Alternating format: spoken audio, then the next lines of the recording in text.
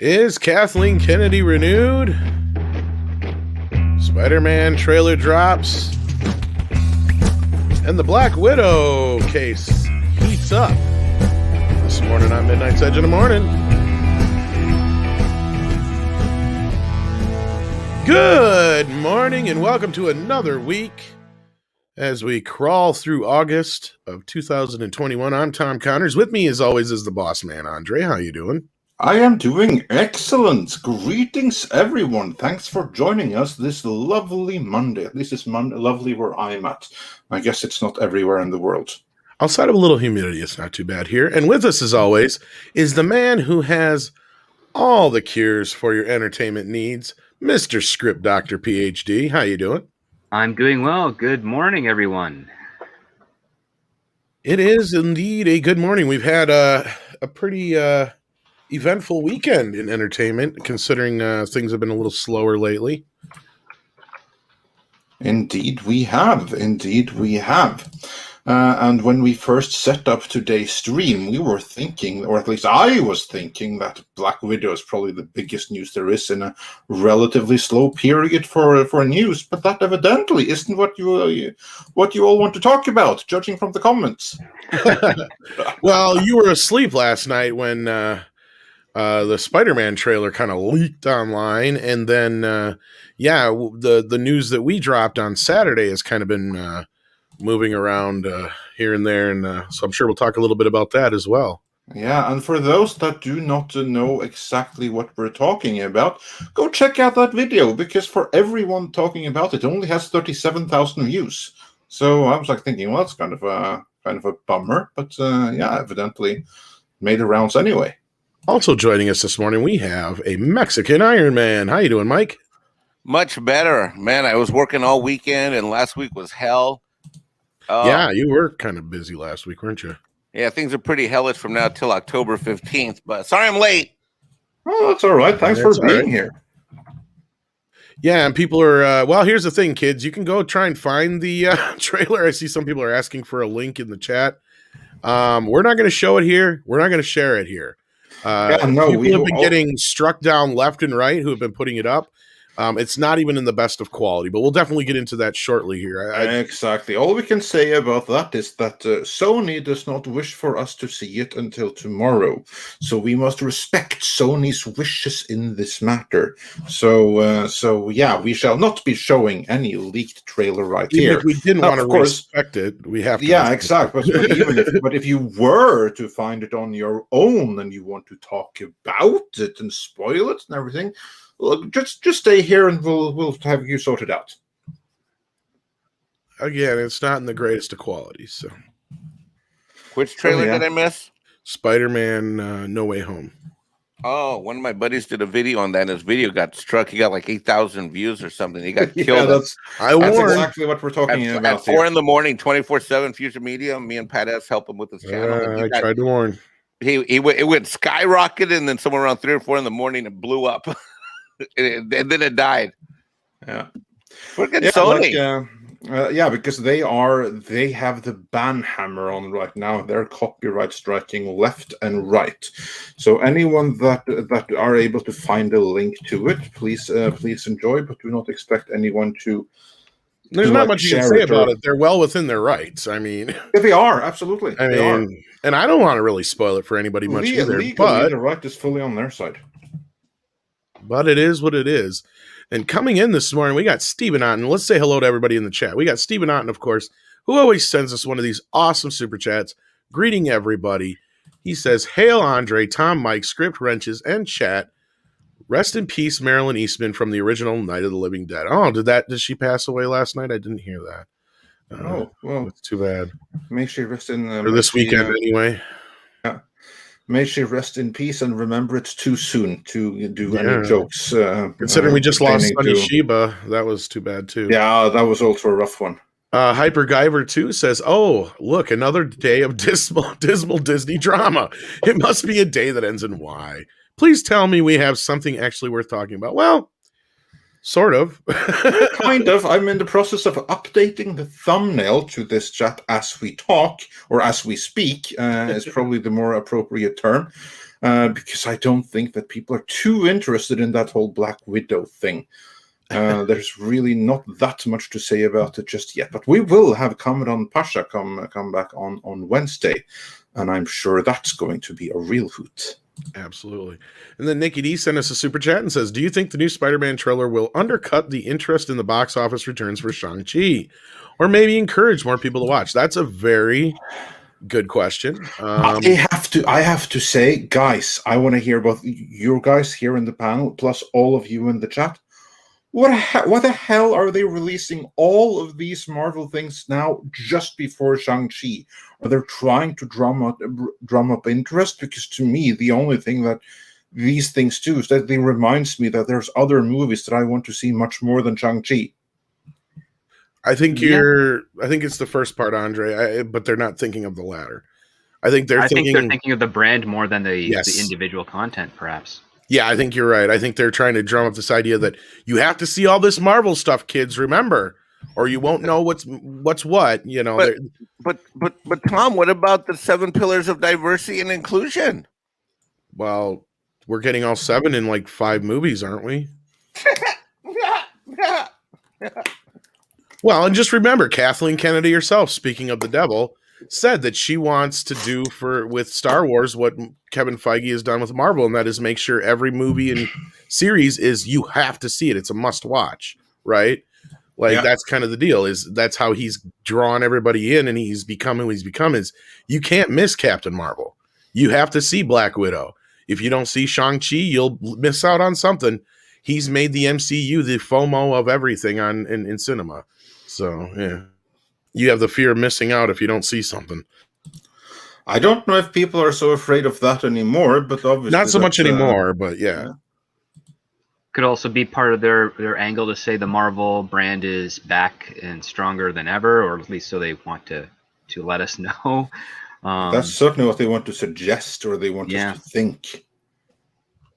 That I fully. What about you, Mike? You didn't chime in on that quite much, but yeah. I mean, I don't know, dude. It's hard. I mean, I'm still reeling from.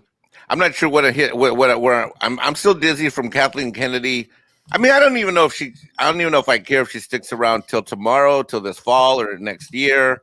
I mean, she's already a lame duck. Well, I've been saying for how long now that she ain't going no place. You've been saying it for like a year, almost longer than that, I think. Yeah, I was gonna say somewhere between a year to a year and a half. Because in reality, like, you know, with what you and Andre understand in script too, is that one of the things that you guys are great about is understanding the relationship between what happens today and time.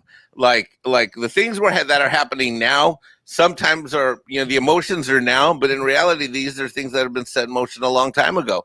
And the three of you guys together on all the channels have been amazing at providing that perspective. Whereas we here in the real time, we feel the sting now. We feel it now like it's like something like someone came up and just hit us with a cattle prod and they just picked it up a minute or two before. When in reality, the woke cattle prod was picked up you know, what's happening now was set in motion a long time ago. So, you know. Well, the biggest clue to know whether or not Kathleen Kennedy's on her way out is when people start talking about her potential replacement, and that has not happened in you got a good point there. Like, that's just how it is. I mean, I remember in the days with Feige and Perlmutter, when Perlmutter was kind of being quietly done out, that's when talks of Feige taking bigger reins was kind of the talk of town, and that happened. It happened kind of subtly, but you can point to the period of time of when Feige kind of, you know, stepped up and became the Marvel guy. And then there was Michelle Redjwan for a while, and then she just kind of disappeared. Yeah, she was a hot minute. Yeah, she was there and then vanished. I mean, she's still there, I think, but yeah, you're right. I think she kind of got drowned out. And again, that just goes to the point we keep saying. Kathleen Kennedy is the most powerful woman in Hollywood. People keep forgetting that. Like, I don't know why she could probably fuck up 10 more Star Wars movies, and there's not much anybody would say to her. Like, I don't know. I don't know how anybody understands that or can't understand that. It's so like to get her out is going to be a fight and a half. And as we've said before, we have no idea what George put in her original contract. We have no idea what sweetheart deals Iger put in her contract. Yeah, to me, that's the bigger issue. It's what Iger put in his contract. That's the big deal here. What we know is that he had a habit of signing long-term deals where he just wanted to, and I get it. He's that kind of executive, and I've seen him a lot, not necessarily in Hollywood, but in other business industries where they put people in place, they give them a long contract so that they then have time to go, quote, be the CEO and hit the cocktail parties and the trade shows and the conferences. And that's one part of it. The other part is exclusivity. It's like, oh, we got the hot talent and we don't want anyone else to have them. We will lock them in for a 3 to 5 year contract so no other studio can get them. Well, like I keep reminding people, Kathleen Kennedy, if you just take away the Star Wars stuff, she's made almost every big movie in the last 40 years. There's been a part of it, right? Mainly tangentially because of Steven Spielberg, but still been a part of it. That's the thing, though. It doesn't matter in the Hollywood circles. She is royalty, and I keep reminding you have to be a part of it in order to get your step up. You don't even have to have been a crucial part. Just you were there, and you might know somebody. She's the type of person you don't look at the wrong way in the office, or you're going to get fired. Right? Like that's what people don't understand. You know what we had in my family? We had this one aunt who was the eldest aunt, and it was a combination. There was that feeling of dread, and she just kept messing everything up. Every picnic part, every barbecue, every carne asada, every quinceañera, every event.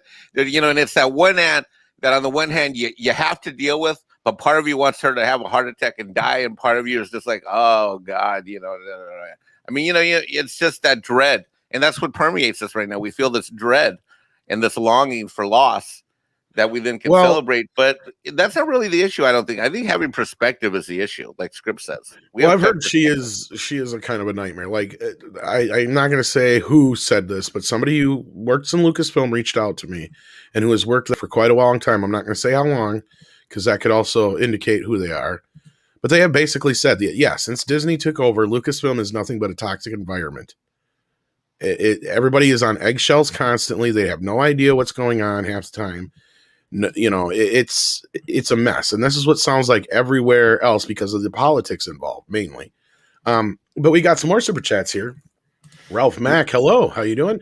Says, hello, I am Andre from Midnight's Edge. I like donuts. I think you're supposed to say that. Yeah, probably. So let me do that. Hello, I am Andre from Midnight's Edge. I like donuts. I think I got the accent wrong.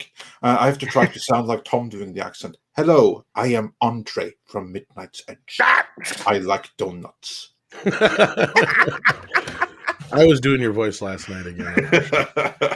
Freak Sheet says, hope you're keeping busy, Script, and I hope you make more videos. Yes, your videos are awesome, Script.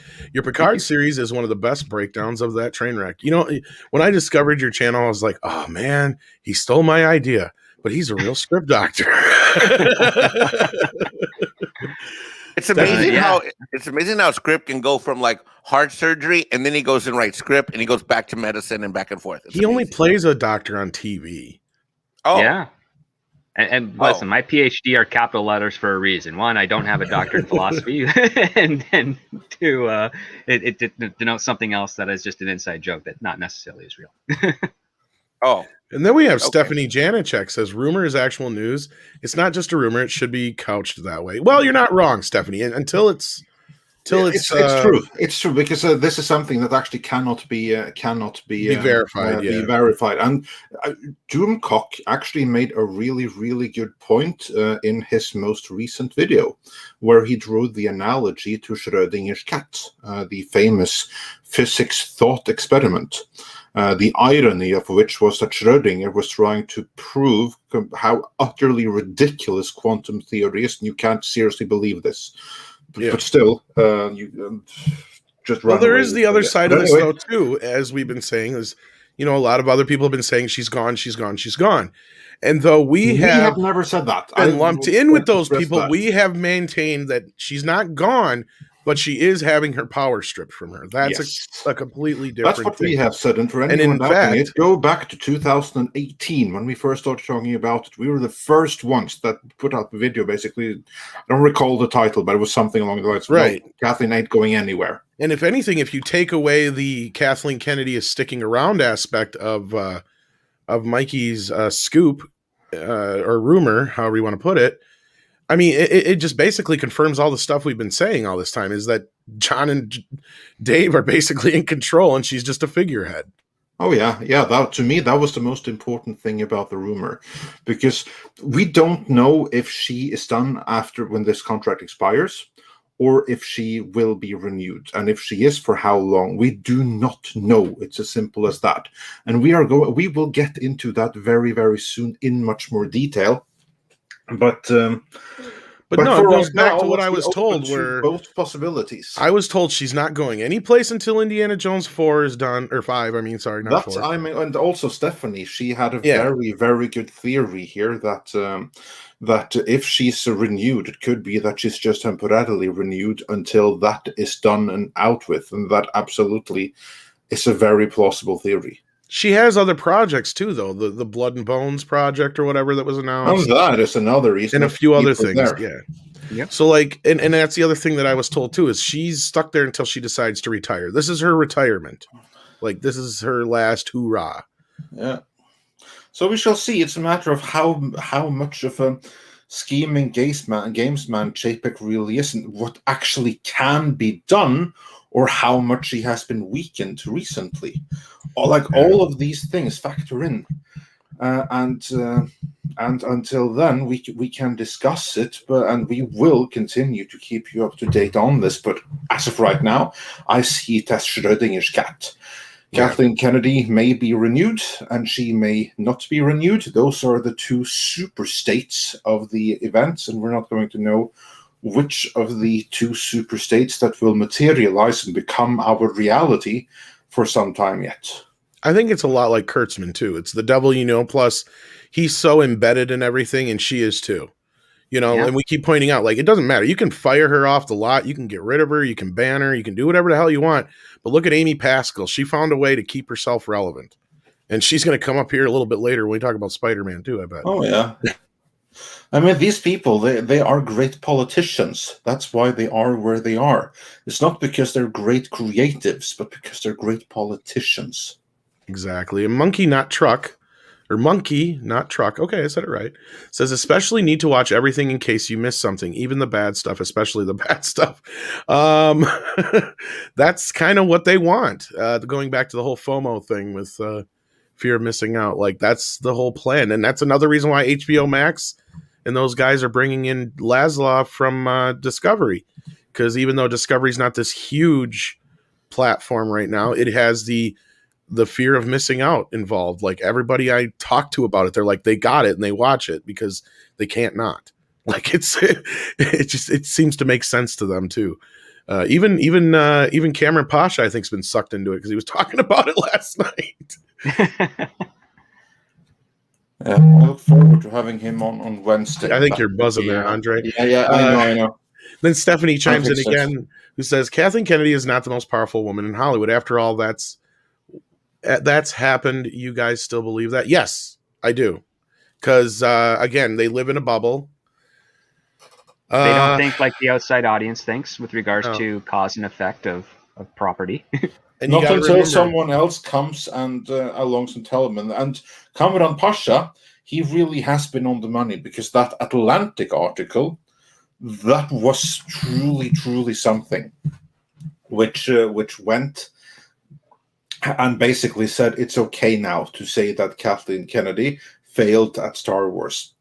And I've heard from several people that's the open secret in Hollywood. Everyone knows that she failed, but no one is going to tell it to her face. It's literally the emperor with no clothes.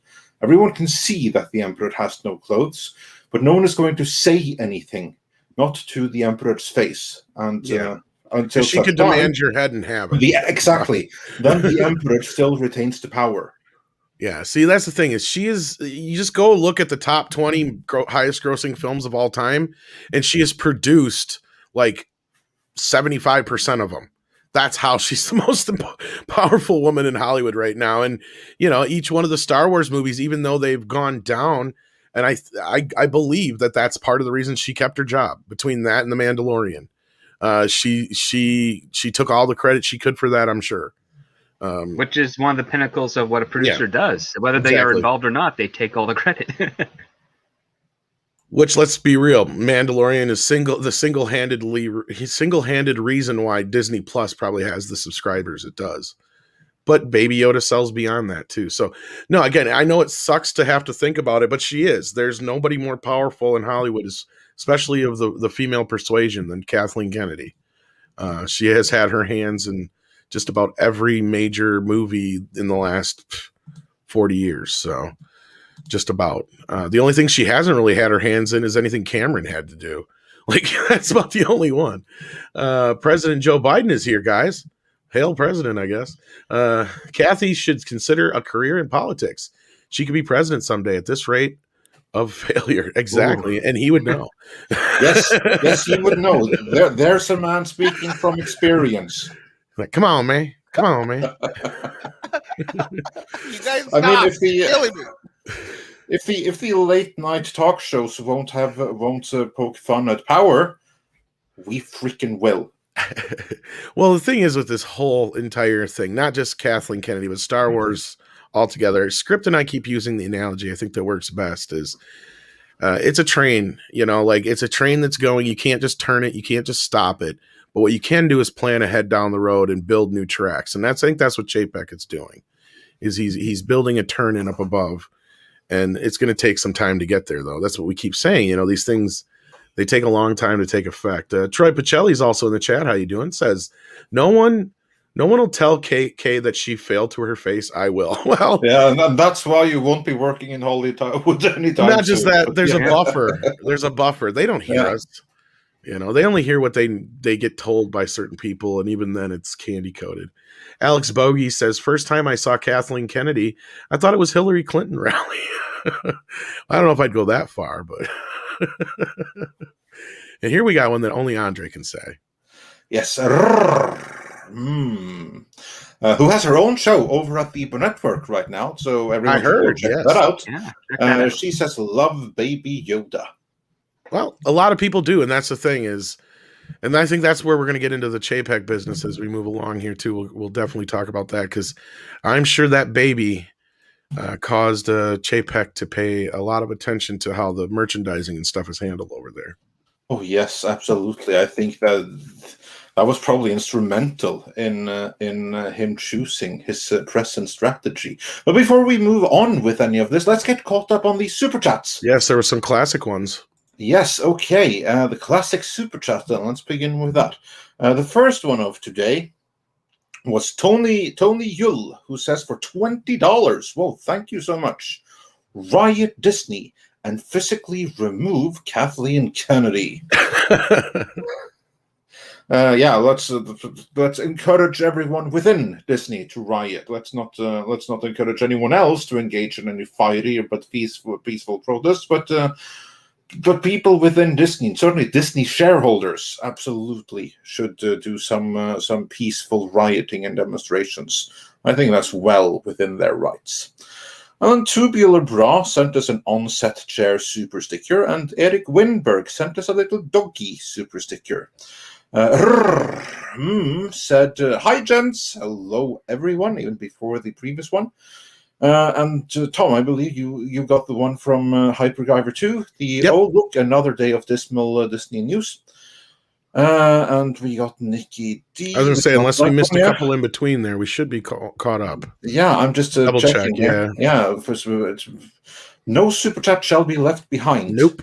Unlike American troops, a certain somewhere in the world. And that's why you need Chuck Norris. Well, by the way, I might. All Norwegians are out, and the British sent in the SAS. I think I did get the job done. But I think I did pretty good on keeping up with the super chats there. I think it looks like it. You did pretty good here. Yeah. And then let's see. You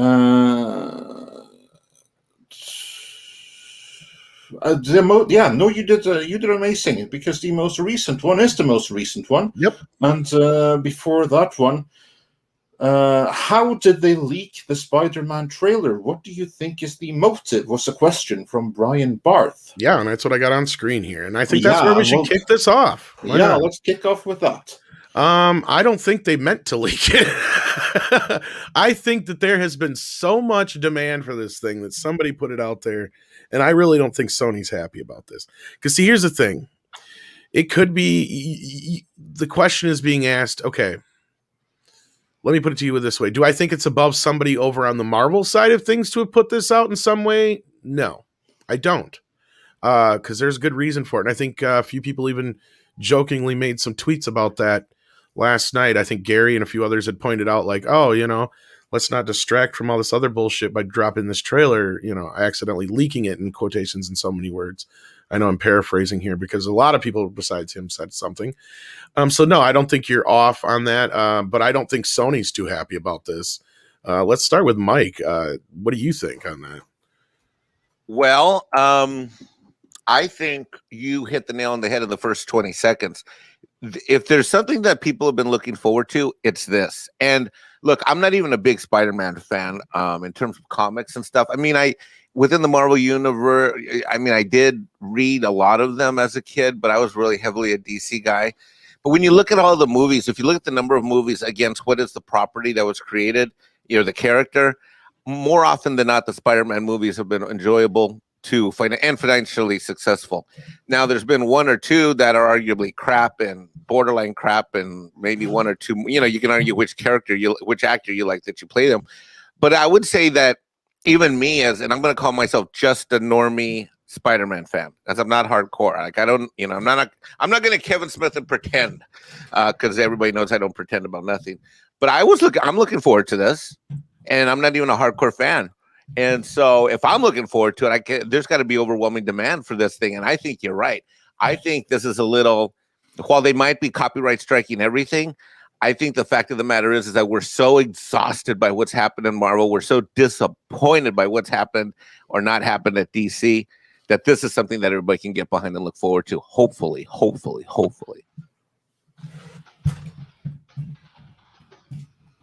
And crickets. Let's hope. I'm trying to figure out if that's really Doomcock in the chat or not, because you know how we have people like to what make fake accounts. If it's the real Doomcock, I sent you a DM. So yeah, so did I. So you have two of them. All right. Not that we don't want to. Right now, I would be in shock. That's why I'm not so sure, because I discussed it with him last night, and I didn't think today you'd be up this early, so we'd see if it is him. No, that's him. Okie dokie. Well. I'll send you the link if you're not busy. I already sent the link. So well, then never mind. Andre's already on it. Yeah. So come on in. That's why there were crickets, Mike. When you exactly. We're like, is that really Doomcock or not? I'm like, okay, Andre and Tom are in the back typing up my pink slip. Oh no. We're just sitting here trying to figure out, is that really him or is that somebody pretending to be Doomcock? Yeah, because YouTube, they've removed the verification badge in the stream. Well, not the verification badges so much too, is you can't click on a person now and go to their profile. Exactly. Can I tell you, I am so mad as a fan of channels and YouTube's, all these guys, and we have a lot of them in our chat stream right now, people that have actually are starting their own channels. Remember the good old days where you could say, hey, so-and-so's here, and you could just click and I could go sub? Now you can't even do that anymore. And you know who it's killing this? It's killing the brand new content creators, the little guys who are struggling right now to get their channels off the ground. And it makes me so mad that they took that away, because that was a great tool to help the smaller channels start to grow and be successful. Yeah, well, Doomcock must not have got himself verified yet, which he has more than enough subs to do. You should do that, buddy. That's why I was questioning him. Like, is that really him? Yeah, you should get the thing verified. There you go. But we got a couple more super chats while we're waiting for the Overlord himself, if he's able to join us. Yes, indeed. Elijah Snow, he wondered, what are your thoughts on how JPEG's changing to the shorter term contracts might affect this? I have some thoughts on it, but I want to hear what you guys have to say. Script. Let's hear your thoughts on this first. Well, if let's say Kathleen Kennedy is renewed, with JPEG currently suggesting that he wants shorter term contracts, I would assume that maybe that would be the stipulation for Kathleen Kennedy's extension, is that she's got maybe a 1-year contract. As a result, that would fit in line with her covering Indiana Jones 4 or 5. Again, I keep forgetting about the Crystal Skull. And also would be a sign with regards to the rest of town that, JPEG is serious when he's going back to this more limited model for deals with talent and execs. Just keep remembering, and this is what Cameron pointed out, and Andre will probably agree with this. The worse they try to make him look in the press, but the better things are going over there as far as what we want, that means we're winning. Exactly.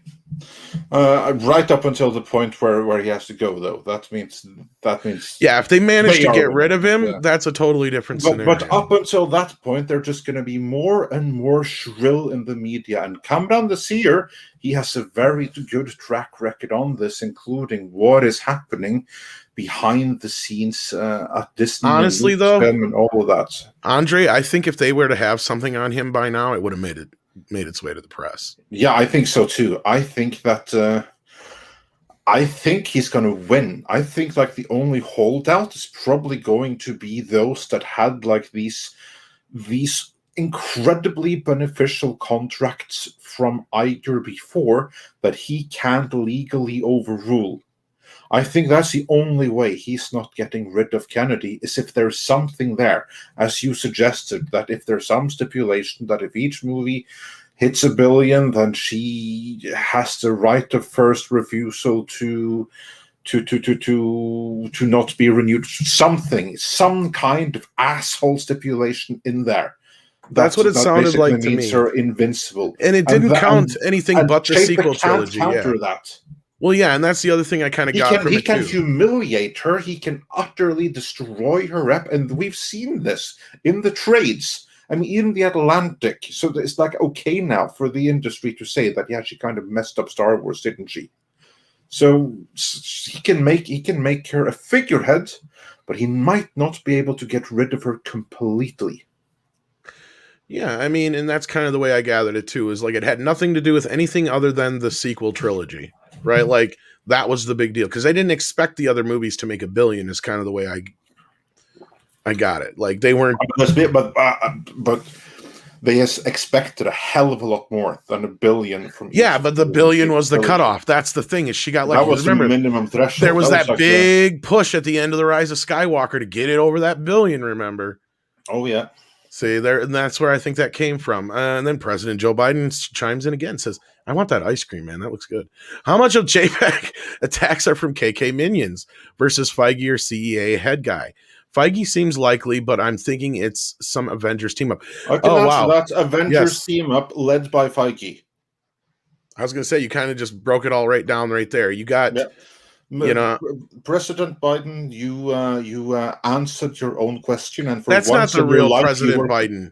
No, that's true. This guy is way too alert and correct for that. Real quick, before you get to the next super chat, I just wanted to note for the audience that going back and listen to the Midnight Surge stream, if you look at the news articles, there was also, I wasn't able to make the shows one morning, but Inc. magazine, which is the nation's Forbes and Fortune for small business across America, also had an article that was in total alignment with Forbes and Wall Street Journal. So if you see Forbes, Wall Street Journal, and then Inc. magazine, which is the #1 magazine of small business and entrepreneurs, franchisees in the country, that lines up against some of these woke, media pieces. And then you have the Atlantic, right there in the wall. So I think it's clear. Well, and there's other things that can be done to Kennedy to make her look bad. I mean, a great example is the thing Paulie's been bringing up that some people think is not a big deal, but I think is a bigger deal than people are making, and that is one of the actresses that almost got the role for Rey was Latino or Latina, I should say, to be honest. Yes, Latina, thank you. Yeah, I mean, that right there just goes to show that they had the opportunity to show how diverse they really were, and they didn't. But they couldn't do it, wouldn't do it. Because it wasn't she wasn't enough of a KK stand-in. Hyperguyver 2 sends in another $5. There's a reason why KK won't make an appearance at Celebration. She doesn't want to risk hearing about her failure in an uncontrolled environment. You're probably not wrong. Imagine how embarrassing it would be if she were to step in front of the crowd and instead of cheering her and passing out from being in her presence, they start booing her. And I think that at this point, that's exactly what would happen. I think they were polite the last time. There was some booze then, but people were mostly polite. I don't know that people would be that polite anymore. If she were at a fan event with an uncontrolled audience where not each and every single one has been vetted and made sure that they're a stan, I don't think that she's going. She's to been be very like that. reclusive lately. Is that the Bro, word I'm you looking guys, the Lucasfilm Studios is in San Francisco. Her estate with Congo Boy is in freaking L.A. You think she's getting on a plane and going to work every day, and like taking the commuter flight up? No. Well, that No would way. support what I heard is that she's more of like a satellite mom anyway. She is, and I'm gonna find out when I go back. I'm gonna try to. I'm gonna on behalf of Doomcock. I'm gonna go and deliver Kurt Spin. I'm gonna try to deliver KK some Starbucks coffee and donuts. True story. Well, and that's how I heard Pablo Hidalgo basically got himself to the point where he was kind of like doing what he's been doing all this time without any, anybody stepping in, is because KK is just kind of letting it happen, is what I heard too. So like, as much as we want to believe that she's responsible for a lot of it, I think it's more so that she just says, okay, you go do this and you go do that. And she's just used to, and I think you made this point like before superior too. delegation. Yeah. Like, I mean, of course, if you're used to working with people like Spielberg and Robert Zemeckis and shit like that all the time, then there's nothing to worry about. But if you put Rian Johnson in charge of your fucking trilogy, of course there's something to worry about. Or Kevin Smith. Yeah.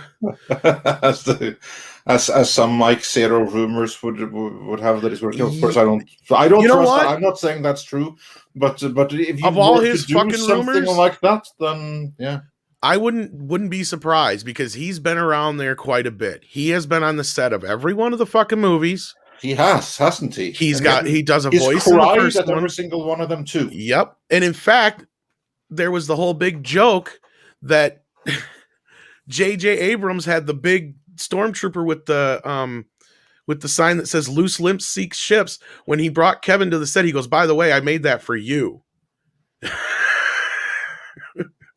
Because Kevin's well known to just fucking blurt shit out. And they made him sign like all these NDAs and shit like that, but still they like that's the joke. So I wouldn't be surprised if that's one of the few things that Mike Zero put out there that ain't fucking true. You mean that ain't fucking bullcrap? Or what? Or yeah, that is true. I mean, I should say. Yeah. You know what I mean. Fucking yeah. Well, yeah. I know. What you mean is even a broken clock is right twice a day. And if anything, the Alkalite would be the perfect place for him to get stuck, because it's not a big deal. It's not the Mandalorian. It's not any of that crap. And both his wife and his daughter would be so happy. And they'll be in it. Tennille89 says, "Wait, Andre, are you describing KK's state as powerless figurehead, or how to live with and manage herpes? Both." Yeah, one does not have to rule out the other, as I like to say. Oh no! But at least one has a medication for it. Just Nova says, "What I'm afraid of is if Bob Chapek is a numbers guy, he may ignore the creative issues and only use data and to make decisions." And you're right, Just Nova. Mm-hmm. Under normal circumstances, if Disney was a well greased engine running just fine, Chapek would be the monkey wrench you do not want thrown into the equation, right? And I use the Tom Rothman as a great example of this. When he was over at Fox, when he had a lot of IPs, and Fox was a huge company for that kind of stuff, he was the worst thing that could have ever happened to him. He's the reason, the X-Men went the direction they did, and more specifically, he's the one who who shut Deadpool up. That's his big claim to fame. But he basically trashed Fox while he was over there. But when he come over to Sony, he took a company that was on the brink of just utter destruction, because didn't they rate lower than Lionsgate that one year, Andre? Almost. I was gonna say. But then Tom Rothman comes along and he's like, "All right, fuck it. I don't understand the superhero thing. Kevin Feige, you take care of that for me. I don't understand this Ghostbusters thing. Dan Aykroyd and Ivan Reitman, you take care of that for me. I'm going to make shit like Baby Driver and all that kind of stuff." And next thing you know, he's got Quentin Tarantino over at Sony. He's got Nolan over at Sony. He's got all these big hitters over there. He's doing just fine. They're making money hand over fist. They're doing great. In fact, they're the only ones right now that I think are going to make it pretty well out of this, because they're the only ones who are not worried about putting shit on streaming and stuff. And a lot of the stuff they have, they can sit on for a while.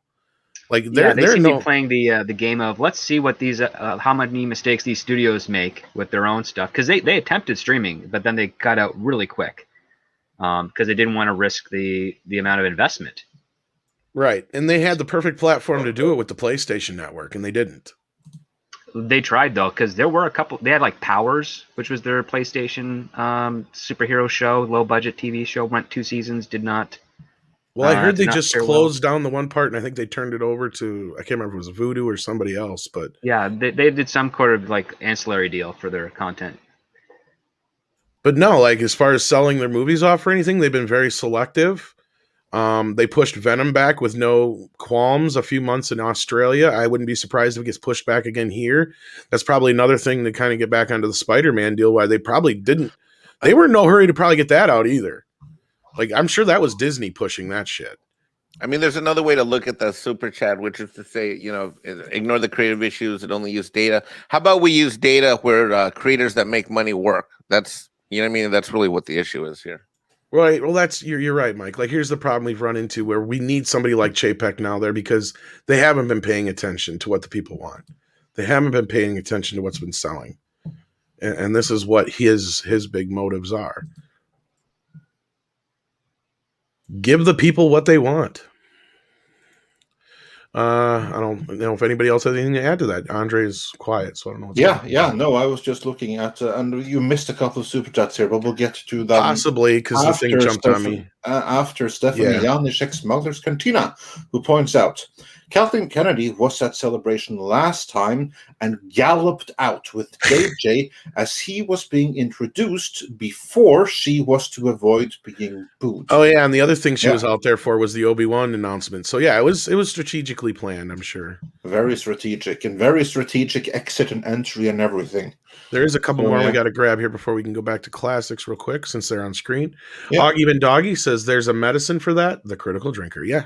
The medicine for everything, and if he's not the medicine, you'll definitely find it in his drinking cabinet. I miss Drinker. We haven't had him on in a little while. We got to get him back. Doppler Radar says sketch therapy got busted pulling. Okay, Glayops. Seriously, if you guys want to argue and do it in super chats, I guess. Tom, why does EBS consider me a zero? Kind of rude. Well, that's his prerogative.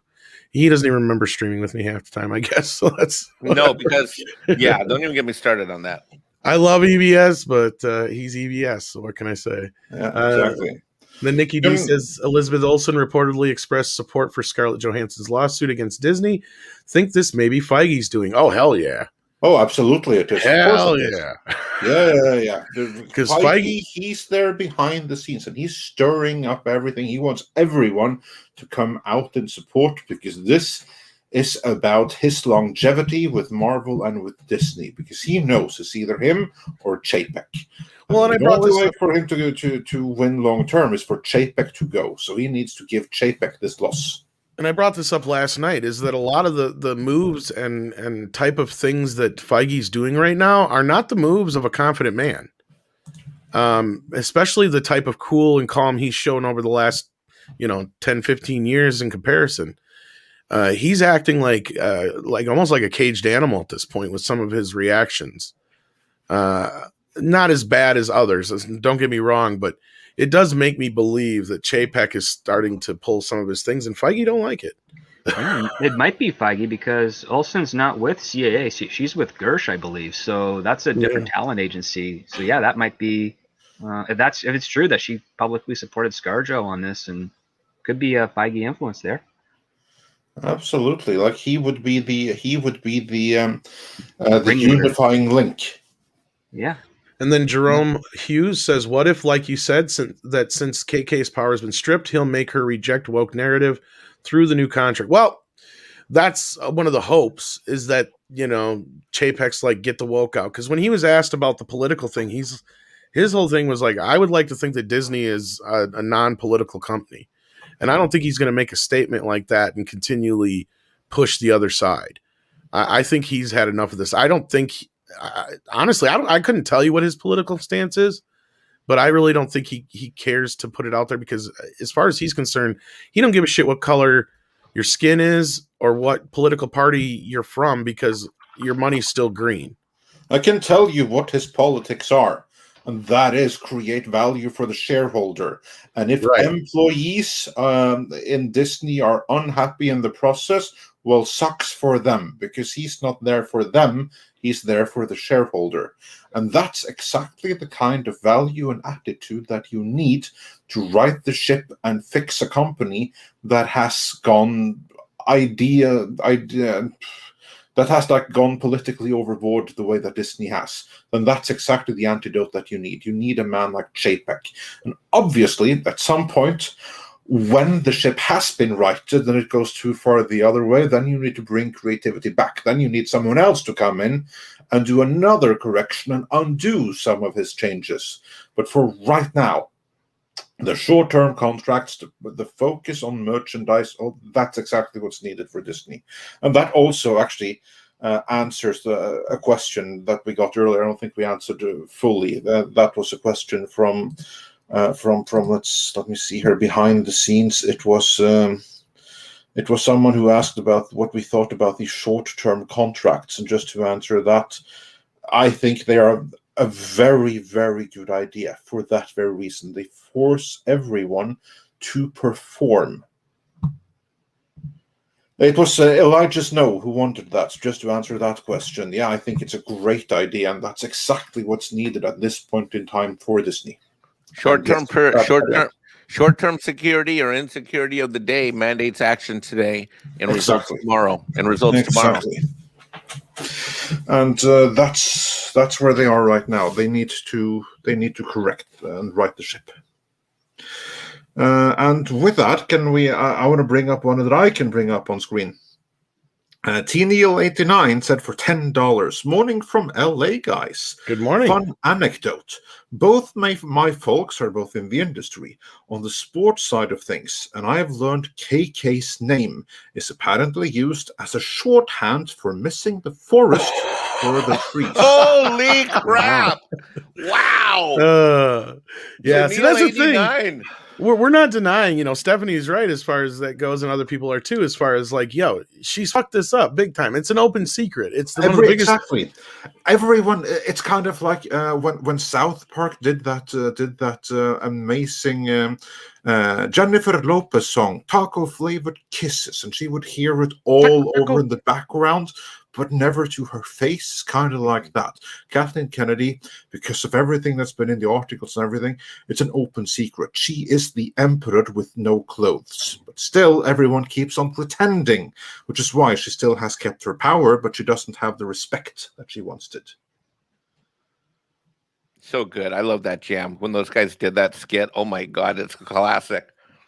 We Mexicans and Latinos love that jam. Absolutely. And no, I think that's the thing, is like, she is so powerful, you would never say it to her face, right? Like, that's the thing, is she could destroy your career in an instant. Like, that's why you don't. But, it is what it is. You just got to keep moving along, and eventually she'll go away. I think that's kind of the attitude I get from people when I talk to them about it. Is like, eventually she'll go away. She's not going to be around forever, but yeah. So, but she is just one of those people that you don't want to cross to her face, I guess. Yeah, absolutely. Because she still has some semblance of power, and you don't want to be the one who gets your head. For instance, off, let me put it to you this way: the reason Kevin Feige went out there and said that he has no plans of taking over Star Wars, or there's no truth to that, I guarantee you, somebody in Kathy's camp or Kathy herself made him go out there and say that, because that made her look really bad. Yeah. And then Jerome, he also follows up with, I hope you're right. I'm hoping the same. Well, hope is not a strategy. I mean, we're all on a bit of hopium right now, but hey, Well, that's what we got. You can't really blame anyone for that. But yeah, no. I get credit. We have to leave to Chapek. I get credit for bringing that drug to the table, hopium. And Doppler radar, you can keep sending those. We're not going to read them. You want to argue with somebody in the chat? That's just ridiculous. Well, what?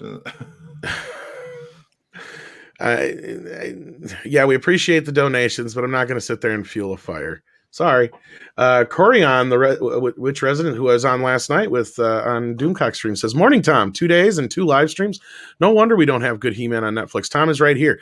Well, if they would just let Andre and I handle He-Man, You would have How some of the amazing most would that fucking be? Hey! epic He-Man you'd ever seen, man. Diversity and inclusion. Bring in Mexican Iron Man. Yeah, of Already- course. We'd need some good Well, of consultants course. in there. Yeah, somebody's got to help me spend the money on hookers and blow. I mean, come on. That's what per diem's for. Oh God, you're reminding me when I had my Santa Monica production office script. Those I already guys. had a plan for a trilogy and a series attached to it and everything. Prequel series, like, Yeah. that comes later and everything. Yeah, it was called either Eternia or Grayskull, either or. It was basically going to tell the story of Keldor and young Randor and how their relationship, fell apart and all that kind of stuff, and then that would lead up to the trilogy. That's a hell of a story, actually. Yeah. And then how Hordak got involved and all that business. And like I said, you start the movie with the twins, or with Adora being kidnapped is how you start the movie, basically. And just like they did with the whole thing. Well, actually start a little bit before that with the flashback to Skeletor being created. But still, you could save that for later too. That's all in the writing stage. But no, we've had ideas like that. You can put anybody who's even a minor fan in front of the series and they could do a better job than what we've got. And you've actually been a little bit more lenient on the new trailer, Andre. I know. I'm just like, how can you be so lenient on that? Well, because it's the final hope there is, in a sense. That's what I'm saying. Because I cannot get into the mindset of the target audience for this. I know I am not this target audience. That shouldn't matter, though. Hope that they have done a better job at appealing to the target audience. But Andre, when we were kids, when we were 7, 8, 9, 10, that age group, and the original He-Man came out, it was for us. And maybe we're a lot older now. I know that. I do know, but here's the thing. But the kids today, they don't watch the amazing stuff that we got to see then. They're watching crap. As I've been saying, like, you know who the most manly, man-positive role model there is for kids growing up today? Is Riders, that little soy boy in Paw Patrol. That's the single manliest role model there is right now. The stuff that are aimed at kids, that kids are bombarded with on Netflix, on Disney Junior, on Nick Jr., whatever it's called, it's beyond horrendous. Like, the only good thing that is even remotely like anything that we had is that Australian series about the dog, Blue, or something like that. I forget the series, not like the American Blue with the guy. Not that thing, but like the blue the Australian Shepherd dog. Bluey, I think it was. Yeah, beyond that, it's all horrendous. And kids that are reared on it, you show them something real, they might reject it. Yeah. So, anyway. So as a way to break the programming, that's why I'm thinking, I just hope it can do that. I hope that it has. And you're fine on that note. Enough to get that it can get entry, that maybe they can see it and by accident be open to some real stuff. Well, my issue with it, Andre, is this, and I have not said hardly shit about the aesthetic part of it and the other parts. It's my part of the problem is that it is not He-Man. They can call it He-Man, but it ain't He-Man. I mean, I wouldn't care less if it was like I compare it to the 2012 Ninja Turtle series. Like, sure, that wasn't made for me. The humor wasn't for me. The design wasn't for me. Yeah, no, the honest title would be "We're All Special and We're All Masters of the Universe." That's that would my be problem. The honest title, yeah. And I'm drawing too many problems with the fact that you have a young down man at arms, and all the mentor characters are taken out of the equation, and there's too many problems I see already with it. Now, again, I get it. It's not made for me. Will I even watch it to review it? Probably not. Because I can already see what it's going to be. But that's the thing is, I feel like we should hold our kids' entertainment to a little bit higher standards. And you said you had a couple other super chats in between there. I think yeah, we have one in between here. So let's do that one. This is one I cannot bring up on screen right now. Merlin's Id says the mouse has reeked our trailer. Shameful display. I shouldn't laugh at that. We can't say for sure. I don't think Disney leaked it per se, but no, I don't think so. We didn't get Scripps' reaction to that, though. Do you think that Disney is above that, though? I really don't know what's going on here, because one aspect of it, I could see Sony doing this so that they can get attention on their film with their Venom release and everything else that's coming up, because nobody's really been talking about Sony for a while now, aside from like the little Ghostbusters thing going on. So I can see someone in their camp doing that. On the other hand, it just seems really weird for someone in Disney to want to release the Spider-Man thing when they're trying to ramp up Shang-Chi. And at the same time too, like I've been to a couple of different cities in the last 48 hours, and I've been looking for advertisements for films, and I haven't seen any. Like no billboards, no bus ads, no flyers, no murals, nothing for any of the Marvel films coming out, which is weird, because I remember when the Tomorrow War came out, you get like whole buildings with like these spikes sticking out of them all crap, you're over right, the place Script. and stuff. But there's nothing for any of the Marvel things, Script, which I think is kind of weird. You're completely right, brother. You're right. You're right. Tomorrow War was everywhere. Huh. Yeah.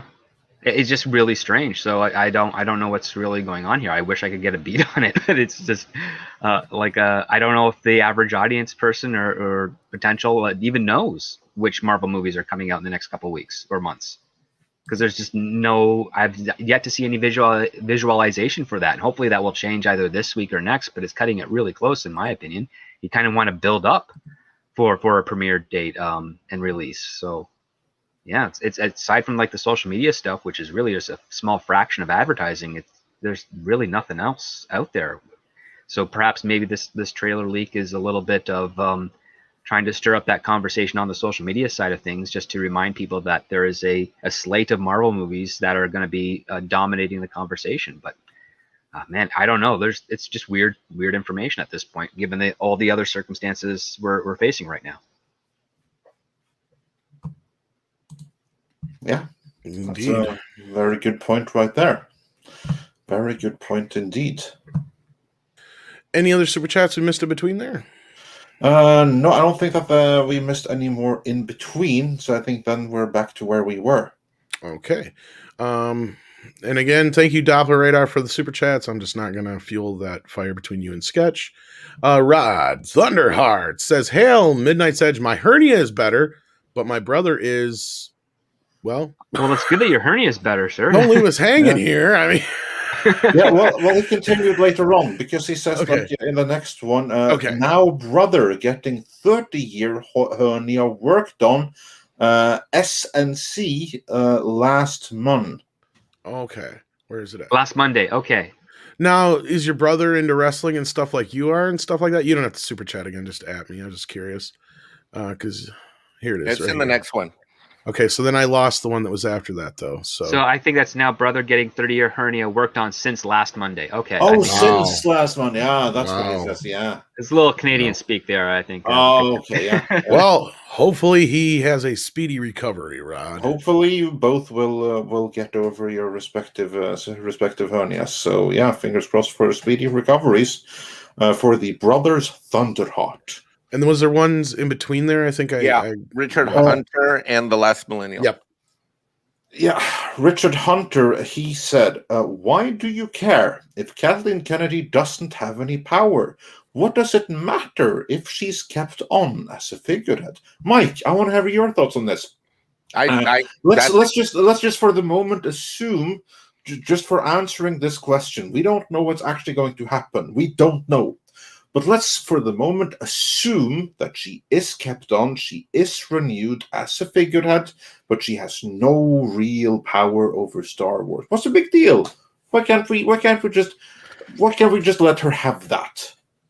As a capitalist accountant, I mean, my first reaction, and as a Star Wars fan, my initial reaction is I'm going to lose my mind, which I still might if it happens.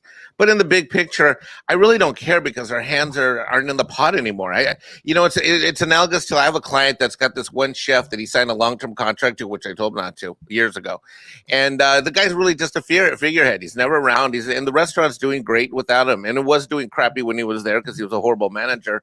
But, he's still getting a small retainer for having his, quote, name on the restaurant. And I mean, I really don't care. I don't care. Frankly, I don't care if she leaves next month, later this year. I don't care if she leaves a year from now. I don't even care if she leaves the day after the next Star Wars, convention. All I cared about is she's not directly involved in creating anything that I care about that I'm probably not even going to see for months or if not years anyway. That's how I feel. Script. I mean, that's a fair point. If she's just a figurehead and has no real creative control or power, I mean, the only question is that will things get better with a newer set of creatives underneath her if she still is the figurehead? And then what happens there? Does she just go back to the old well of like, well, even as a figurehead, I'm still the one who's responsible and taking credit for these other people's work? I mean, it's the relationship of the producer, especially one that manages to compile a team and then get something in production, and then after that team succeeds, they say, yep, it was all my doing. And if they're a figurehead and they actually have nothing involved, they can still make that same claim. So it's really about reputation and ego at this point. So whether she has power or not, she's there. It all comes down to, does that impact the brand? And that's the question that's up in the air right now. We've seen the evidence so far, like her decision making, her powers have definitely impacted the brand of Star Wars, and yeah, it's a very peculiar part. Like, he makes a good point. If she's just there as a figurehead, that could hurt customers potentially. But if the product that's coming out with a regime change underneath her by way of Bob Chapek, and so Star Wars starts to succeed again, does it really factor in, or we have to wait and see if maybe her figurehead status, if that ends up being the case, does impact the success of something that is of quality, because people refuse to watch it because she's there. So that's a very good point, Script. I didn't think about that, really. I didn't think that through, and that's similar. That makes me think of what Tom, you and Doomcock were talking about last night too, which is that if she does, I may not. Okay, my personal opinion means that I may not care because I know she's not impacting anything. But you're right, Script. And that touches on what I think Tom and Doomcock were talking about last night, is that just for her being there may just piss people off so much that it just further seeds the bad waters. I see where you're going. Yeah, good. Like, you don't know. There might be another show that comes out that we haven't seen announced yet, or another movie of Star Wars, and it could be absolutely fantastic. Have none of the stuff that people complain about, and rightfully so complain about within Star Wars, but it might not perform well because everybody else has either jumped ship or refuses to do anything to support the brand because of the figurehead in charge. So, I mean, they have to weigh those variables before making a decision on Chapek and the rest of the company's side of things. Brilliant. Yeah, Tom, your thoughts before I chime in. Okay, then I chime on which in. thing? Yeah, on does it really matter? Yeah, does it really matter? Oh, like, on KK, if she's a figurehead. Well, we've kind of already been witness to that, haven't we? She flailed out and used her power as much as she could by getting rid of Gina Carano. That's the other problem we have, is if she's in this position for how much longer, how much is she going to act like a fucking whining, screaming child that doesn't get her way? How many more people is she going to lash out at? That's the other problem you have. Other than that, then it's going to be business as usual, as we've seen for the last 2 years or so. Dave and John are just going to keep doing what they're doing. She's going to try and do what she's doing with things like the High Republic, and they're going to continue to fail. And that's about it. Like, the best case scenario, I guess. But yeah, worst case scenario, we're going to see some more axes fall like we did with Gina. But I think Chapek is making sure that can't happen again. Yeah.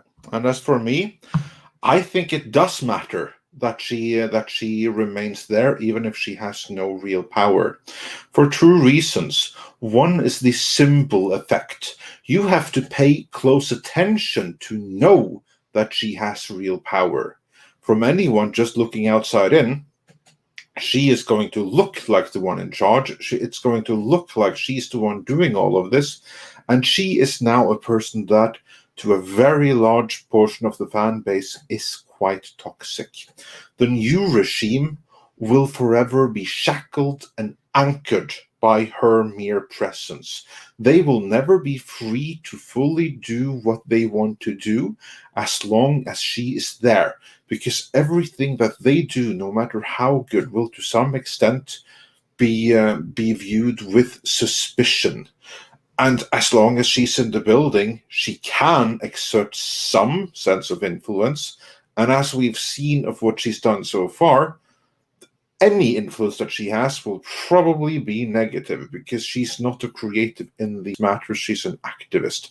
And then finally, if she has no real influence, why on earth should she stay? What is the point? She's dead meat. How much do you have to do to accommodate a person for their past glory, stuff like that, when they're dead meat and the only thing they do is bring everything else down by association? She's had her time. It's time to let go and let the next generation do their thing. Well, I think that's where it becomes an Amy Pascal situation. Yeah, of course it is. But, where you just give her whatever she needs to get to be happy, and then get her out of the way. Yeah, exactly, and that's and that would be better. But I really think that Star Wars cannot really excel until she is gone. Yeah, you know what? You guys are right. Listening to Script this morning and Doomcock last night, Tom, you last night, and Andre this morning, you're right. It does matter, and it matters huge. Yeah, you're right. Yeah. So like. That's a compelling. That's a very compelling argument. But still, I do think it does matter. I think it matters. I don't think it's beneficial at all that she's there. And also, Coraon Witch in Residence says Mexican Iron Man at arms. That sounds very humble. Yeah, I like that. That's cool. I better not miss Arm Day anymore this week. Boy, you're gonna get so many new titles before you know it. Oh, I like it. You know what would be a winning combo is if everybody in the chat room could please take a quick second and hit that like button. It'll really help out Andre and Tom, and they're really great guys, and they never ask for anything. But please hit that like button; it'll really help them out in their channel. Thank you. Listen to that pimp. Gladiator says, why is EBS turning on the Phantom Menace? He called everyone in F&T a bunch of zeros. Now he's mocking all the videos made by Phantom Menace. What the fuck? Yeah, we addressed this a little bit earlier. You know, EBS is going to EBS. You know, he's going to do what he's going to do. There's a lot of stupid drama going on, but we're not going to feed into it. We don't get in the middle of drama. That's not what we're here for. So, but no, I wish EBS the best. He doesn't. I mean, we know him. We're not like close friends or anything like that. So just, you know. Hell, and just so people know, I've been a channel member of his for, I don't know, a year or two at least. I got his books. I mean, he promised me a copy of the first. I have a signed Vampirella cover. Anyhow, but Merlin's ID comes in, or Merlin's ID, I should say. Sorry, I keep doing that. Active measures. How do you set the West up for a fall? Remove their protectors, namely Western masculinity. Oh, yeah, that's one way of doing it. One way, yeah. And then we have we also missed one from the last millennial who says, question, which will they release first? Indiana 5 or Avatar 2? I'm guessing the 7th bugbear variant before both. Well, isn't Cameron pretty far along on Avatar? Because didn't he film like a couple of them together? Bro, we talked about this on Meat exhaustively. Yeah, I was gonna say. I mean, it's who knows, bro. I mean, good God, I think you're gonna have to time put into the future to watch that movie. I don't know. Well, and that's another thing on the Indiana Jones side of things to remember why if she's going to get a contract extension too, that's probably why. Indiana Jones is still a year out before it's released, if not more. You know, and there's a few other things that are still in the pot that she's part of. So they're not out from under her rule for a while, but that, like, Script is right. That doesn't mean that she don't, you know, let's just say for the sake of argument, she does get renewed, but that entire time she's spending finding her replacement, right? That could very well be the case. And then if we start hearing that, then that goes right along with what Script was saying. Yeah. It does indeed. Of course, if she gets a vote in who her replacement will be, we don't know. It could very well be that Chapek has his own thoughts on who should be her replacement. She might not get a vote in that matter. It might be contractually obligated that she does, though. Again, then it's a freaking Iger thing that comes back to haunt. That's what I hate with like those long-term contracts. Like, you can never get rid of them. I mean, the first chance that Chapek have might then be with the replacement of Kennedy's choice. That might be like the first chance where he is the one that can decide the contract. Yep, there you go. Yeah. And then you're gonna have to read this one, Andre, unless there was another one in between there we missed. Well, there is, but I'll get back to that. Okay. Says for $5. They knew that mature fans were looking forward to the series, so they could have considered that when they made it. Are you referring to He-Man? Here's the thing, though, that they actually made the series for mature fans in Revelations. So from their point of view, since we have already made this one for the existing fans, we really don't have to care about them in the slightest for this one for the kids. Then we can go all in for the kids here, just as we went all in for the older fans in Revelation. Of course, in reality, they didn't go in for the old fans at all. They went all in for the activists. But yeah, maybe they didn't figure that out until later. What do I know? And then one that we missed is... well, I just wanted to point out before you get to that too, that we learned about both these series around the same time. So they were both in production at the same time. It wasn't they were, absolutely. Yeah, so that's why they're dropping so close together. Yeah. And the next one, Tom, can you get the one from shall we see here, from Grass Socks? Yes, I can get that one. Perfect, because that's the next one. Oh, okay. Crass Sox says, Hail, do you guys think Chapek has a hatchet man brought in to go through the sea level? Oh, more than likely. Mike. Or that he is a hatchet man. He is a hatchet man. Oh, go ahead, Mike. Take this one, because this is your... He is the hatchet man, and covered in one of our previous shows. I don't believe I was on it, but I know the boys were. But one of the key things that we have to realize is if you look at the article that talks about the contracts not getting renewed and people being shoved out, people that have been there for literally decades, he is doing that now. He has been in the process of doing that. And like I said, this is one thing I said on the show, I think it was about a week and a half ago. In reality, Chapek is just now being able to assert his leadership. Yes, I know someone will argue, well, he got named, 3 or 4 quarters ago, but true. But then the COVID hit, they're in 911 lockdown, figuring the company out so it can survive. Okay, now, you can argue, well, we're kind of locked down, going to be re-locked down. You forgot Iger reinserted himself in between. Iger reinserted himself. I mean, he gets named. Iger comes right back in, and it's like, well, what the hell? So he's got to take that yo-yo out and push back on him. In reality, what we're seeing now, we're here in August, July. This guy is just now in the last 3 to 6 months started asserting himself, even though he's been named for a year. And what has happened in the last 3 or 4 months? People that have been there for a long time are getting axed out and walked out the door and are doing their bye-bye marches. At the highest level, you're talking general counsels, you're talking people in the CFO, the finance and controller staff group, and even before that, the first move, which I think was very telling on the executive level, is how he repositioned the distribution and marketing and merchandising execs. Whereas previously you had the creative types having a lot more control. And now you have that layer of management. So he has put his guard around the castle, and he's axing people out of the suites that they once had. Yeah, and I think that's brilliant. That's exactly what's needed for where Disney is right now. No, I don't really have anything to add to that. I think that's fair. No, I think you're 100% right. And that's, as a money man, that's why I went to you first, Mike. But yeah, he's definitely, I wouldn't be surprised if in the next year we start hearing of a lot of heads rolling, like we kind of did with Warner when Killar was going through his and the backdrop of this, and I don't want to get too nerdy, I'll just do it in 60 seconds or less. So I'll put Tom go for it. But one of the things there's a huge backdrop is that Disney's credit rating dropped last November at the end of the month. And now it's in the B's, the high B's level, but it's no longer A paper. They can't just go down the street, even with interest being at a historical lows. They can't go down the street and just get a $5 billion line of credit like they did. And if they do, it comes with a much higher cost, which is further pressure on what little cash flow they do have. So the last thing they're going to do, they are going to, as they said in the conference call, was it last week or the week before?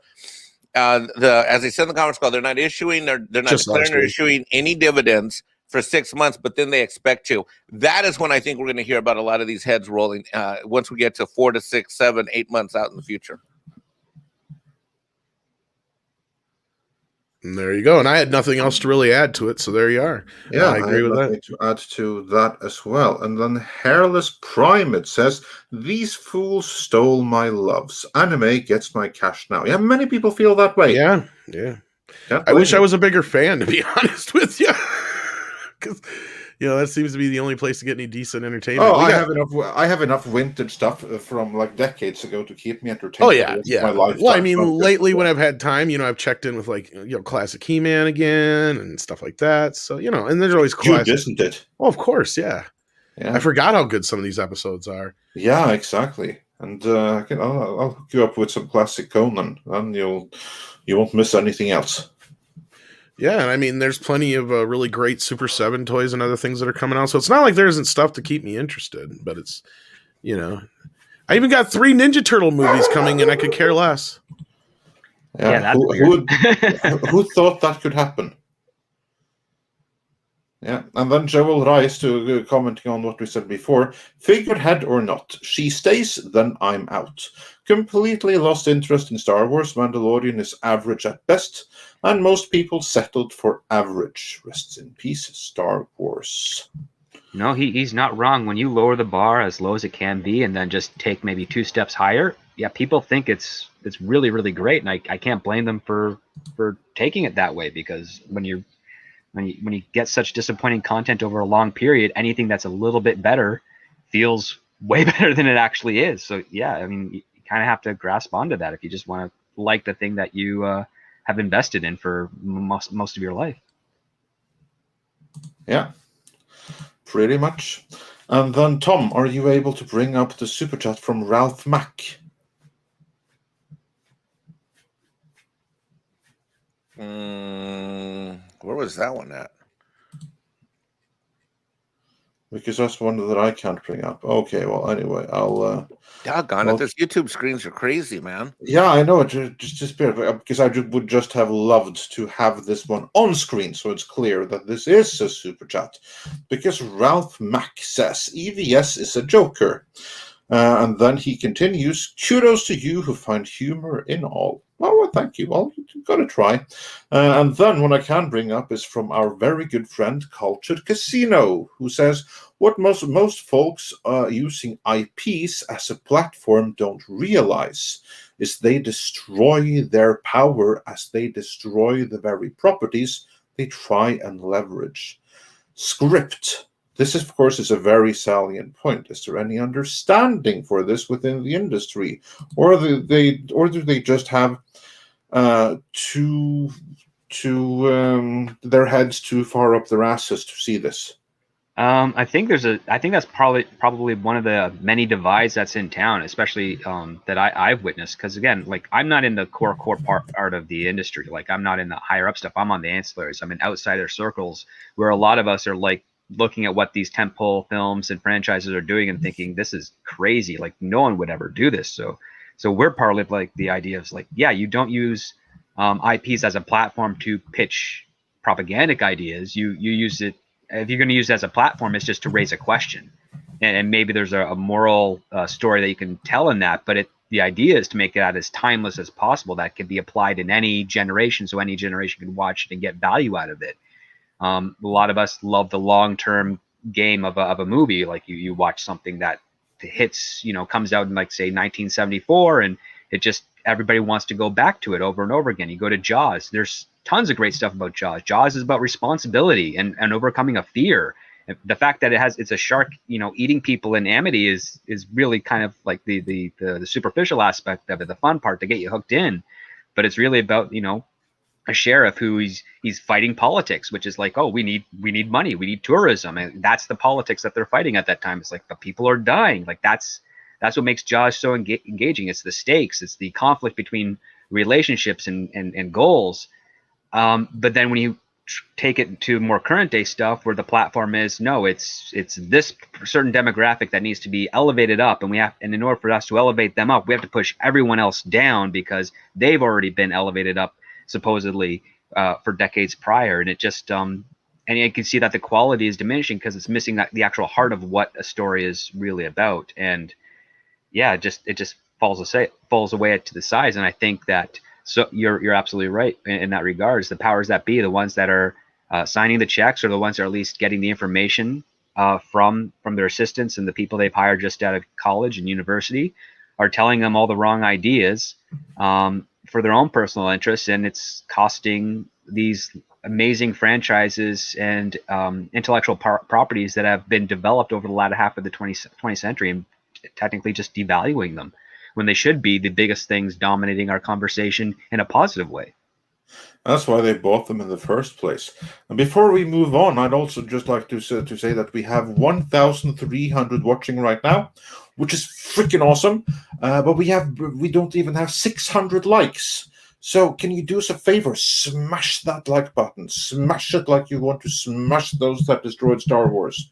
Yeah, like that that would be awesome. Yeah. Smash it like it was carne asada and you need to have your tacos on the grill in 2 minutes. Just a reminder, we're not the ones who say that KK is coming back. We're just reporting the news. Yeah. We're just reporting the rumor. We don't even know if it's true or not. But if it makes you want to smash something, smash that like.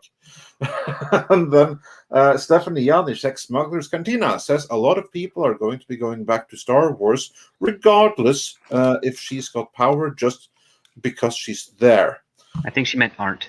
Yeah, that's what I'm thinking too. You probably meant aren't going to go back to Star Wars ever just because she's there. That's what I'm thinking too. That the only way for Star Wars to recover is that she has to go. She's the face of the failure and destruction of Star Wars. There's no. On that note, though, we also have to remember that, like in our circles, like the nerd circles, we're the only ones who really know who she is, right? Like the normies have no idea who she is. They don't care. Pretty much. As I remind people, there's still people out there who think that Steven Spielberg directed Star Wars. Yeah. Yeah, but for. I think more and more people are aware, and now with the rise of the internet and everything, and those that are aware, they are the same people that buy the merchandise. The people that are aware are the ones that go and see the movie 10 times if it's good in theaters. Yeah. They are the ones that drive profits. They are the ones that bring 6 more people that otherwise wouldn't have gone to the theater. You piss those people off, they are the ones. The super fans, the really dedicated ones, those people, although maybe not numerous, they are the ones that are kind of instrumental in taking a movie that from being just a big hit to a massive hit, because they're the ones that are going to do all that repeat business. Yeah, I remember that Baby Yoda saved her job. Yeah, exactly. There's some. It only takes one. Irony there, yeah. And speaking of lowering the bar, Double Back Again said things are so bad. I watched Elektra and liked it. No. Ooh. Oh wait, hold on. He gets one of these. Oh no! And you know what I think is scary? If you were to rewatch it, probably doesn't hold up all that bad compared to some of the newer stuff. That's a truly scary thing there. And Mecha J sent us $10 with no comments, but we thank you so much for the support in any event. And Buster Grimes says for $5, I saw a comment about anime getting their money. Sadly, there's already a few preachy anime there. One of my favorites, Rurouni Kenshin, is one. I know nothing about that, but I think that I certainly get the impression that the Japanese anime is doing fairly okay. They're not too high on the Vogue stuff, so yeah, fingers crossed that it'll look. Here's what it is. Here's a practical thing. As me and who's not historically an anime fan, and I've only recently I just went on a show. Was it Gogo 13's Anime 101 to learn about it? But look, it's pretty simple. You sit back, like, look, when anime starts doing Star Wars stuff, you know that Western cultural properties are doomed and over, and something else is a hot new thing. I mean, that's a hit and a half. Yeah, indeed. And then Crown Witch in Residence says, if you have to knock someone else's success to feel good, that's jealousy, not the story. Sadly, there's a lot of that going around in creative environments. And Spike in Madness says, when you use property as a platform, you end up stepping all over that. And yeah, that's indeed what we are seeing. And Aferim says Andre needs to embrace the greatness of anime. I haven't recognized it yet, so maybe if I were to make a concerted effort, but I may be too old and stubborn and set in my ways. I'm like, people try pushing me into anime, and I'm like, those people need to get off my lawn. But yeah, maybe I should give it a chance. If I wait too long, then maybe I'll be like, oh no, why did I wait so long? What have I missed? Could be. Pacing in anime is peculiar, but there's some very good character stuff in a lot of their properties. So maybe one day there'll be something that piques your interest. I've been kind of enthralled by how they handle the action sequences, which are definitely different style, but very exciting and thrilling. Yeah, I'm not familiar with any of that stuff, but I hear it's amazing, so I trust that it may be. But part of me wonders if it's also somewhat related to the lowering of the bar in most, not all, but most of American comics. That the bar has been so lowered that anime just seems all so much better by comparison. And Agreed. Magento Power says, bruh, Kenshin is political but preachy? Nah. Well, again, I wouldn't know. I wouldn't know.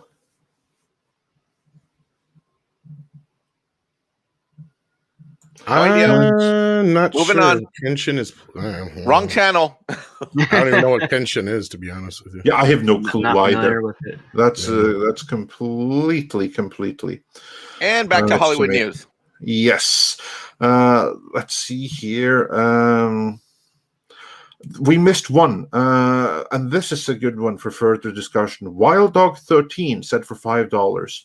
This rumor is for PR output to generate a fervor to force Disney into renewing the contract, crying foul if they don't do it based on the rumor.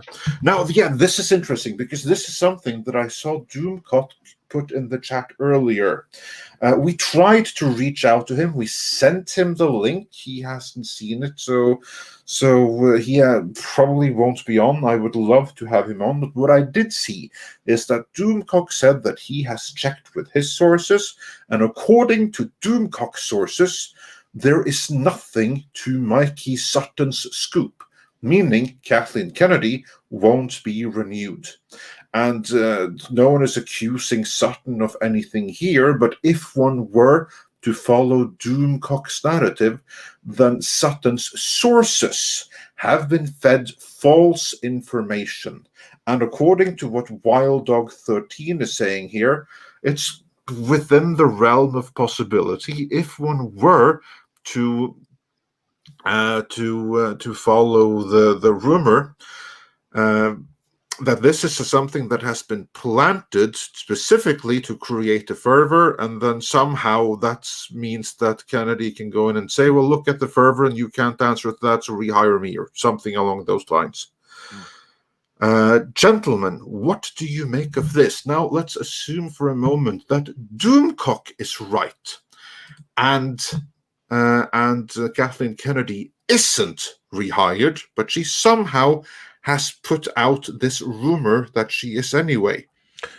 What would be the game plan behind something like that? I don't know, but they basically would have thrown one of the few people under the bus that has kind of just put news out there and not really taken too many sides with Mikey on that point. But other than then they would turn around and just vindicate Doomcock even more. It would be the dumbest move ever. But we've seen this before. Remember, a few months back, exactly. We had like this fake leak that was put out on Reddit, and it was obviously an orchestrated fake leak. We spotted it from a mile away. That this doesn't line up with anything else. It puts Kathleen Kennedy into too positive a light. Could it be that they wisened up a little bit and realized, okay, we have to get another narrative out there. We have to play some 4D chess here and put it out another way. Could this story that we got from Mikey Sutton, could it all be fake news? as part of a 4D chess campaign, and what would be the moves there? Script, what are your thoughts on that? Well, if it is a fake news thing, and I'm not saying it is, I'm not saying it isn't, but if it were, I would see it more likely as a means within Kathleen Kennedy's camp to root out whoever is leaking the information. I think this is something that studios have done before, where they have been stymied in their productions because people have been leaking various secrets, and it doesn't track well. So what they do is they individually pull aside various people and they say this, and then once that leaks, they're like, confirmed, okay, this is the person that knew it, they leaked it, they're out, and then they just let the leak go away. And that could be an action that's being taken here in this context, where someone is saying that yes, Kathleen Kennedy is going to be renewed, and that person is identified as a leak, and then terminated from Disney for violation of contract. The other aspect being is maybe there is a 4D chess where they want to see if the trades are going to pick it up and try and show support for Kathleen Kennedy, and kind of allow that to influence the stockholders that yes, maybe she should be staying on, because there's such a positive, or there's at least talk about the value that this could bring to the company, considering the fact that she's been there from the start with Disney's acquisition. Mike, anything you want to add to that or counter in that? I agree with Doomcock and your analysis as well. I think it very well could be, and they've done stupider stuff before, and I mean literally. Tom, I mean, I love Mikey though. I mean, don't get me wrong. I read all of his stuff all the time. Yeah, no, but again, that's what I'm saying. But here's like the thing that he's not making anything up. He's recording things that he has heard. Right. Same as we do, same as Doomcock do. But here's like the thing. It's very, very difficult to vet every single bit of information. And this is what I liked about Doomcock saying that this rumor, until we have some kind of tiebreaker or learn more, is kind of like Schrödinger's cat. Kathleen Kennedy is in a super state of not renewed and renewed at the same time, and we won't know what happens in our universe until we learn of it. So we can't possibly know the veracity of this before we get more information. Now, if someone were to put out a false rumor here, and they were to do that through someone like Doomcock, ourselves, or Mikey Sutton, all it would be is that we could try to verify that this someone is associated with Lucasfilm or with Disney. We would be able to do that, but then we, and Doomcock and Sutton for that matter, will then just have to trust that the information is accurate. If someone wants to use some like new upcoming person like that, like Sutton, like Doomcock, to that end, there's not a lot what one can do to vet it. You just kind of like have to go with it. And that way, like a false narrative can get out there through no fault of the person reporting it. All they can do is hedge with, this is rumor, can't really guarantee that this is true, like Doomcock always does. Yep. Tom, I said it last night. I think that Mike believes what he's been told. Other than that, that's kind of, it goes like the same thing whenever we hear a rumor. We either vet it and see if there's any validity to it. If there is, then we'll put it out there. But so basically, do we find it more accurate to be legit, or do we find it more accurate to be fake? And you'd be surprised at how many things we are tipped off that we don't run with, either because we're not able to vet it, or because it just sounds too incredible. Of course, then it's frustrating when a few weeks or months later, when that scoop we didn't run with turned out to be accurate, because it sounded too incredible. But yeah, that's like the risk you got to take, because and like we don't do breaking scoops first and foremost. We'll do once in a blue moon, but there's always some level of risk associated with doing that, because you can't know for sure. And other times, something can have been true at the time when you reported it, but then it changed. Then it changed behind the scenes after we reported it, and something else ultimately came up on screen. Or there's the rare occasion where I'm fed something I didn't even realize. Like when I was talking about HBO Max not doing the thing next year with the day and date, and then like, what was it, a week and a half later, then it came out in Hollywood Reporter or Deadline or whatever they said that. It's like, oh, okay, I heard that last week, but I guess I didn't know it was we just thought everyone else knew, so we didn't just think it was a scoop. Exactly. Like, and not that we could really write a story off it either. That's the other problem right there. We get tons of stuff that you just can't write a whole entire video out. It's 30 seconds.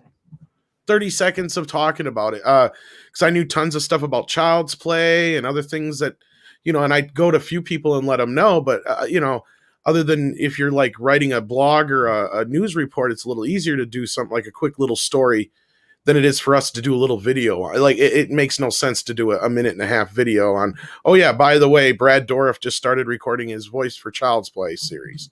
Like what else am I supposed to say? So you have that kind of problem too. Yeah, and we like to do full context and everything. Exactly. So then we do like then we wait until we have more, and we do like a roundup video. Rather. And sometimes what you'll have is those little scoops. By the time you do your roundup video, they're no longer scoops. So yeah, did we get this one from Corsair Raven? That depends on which one it is. We didn't say it.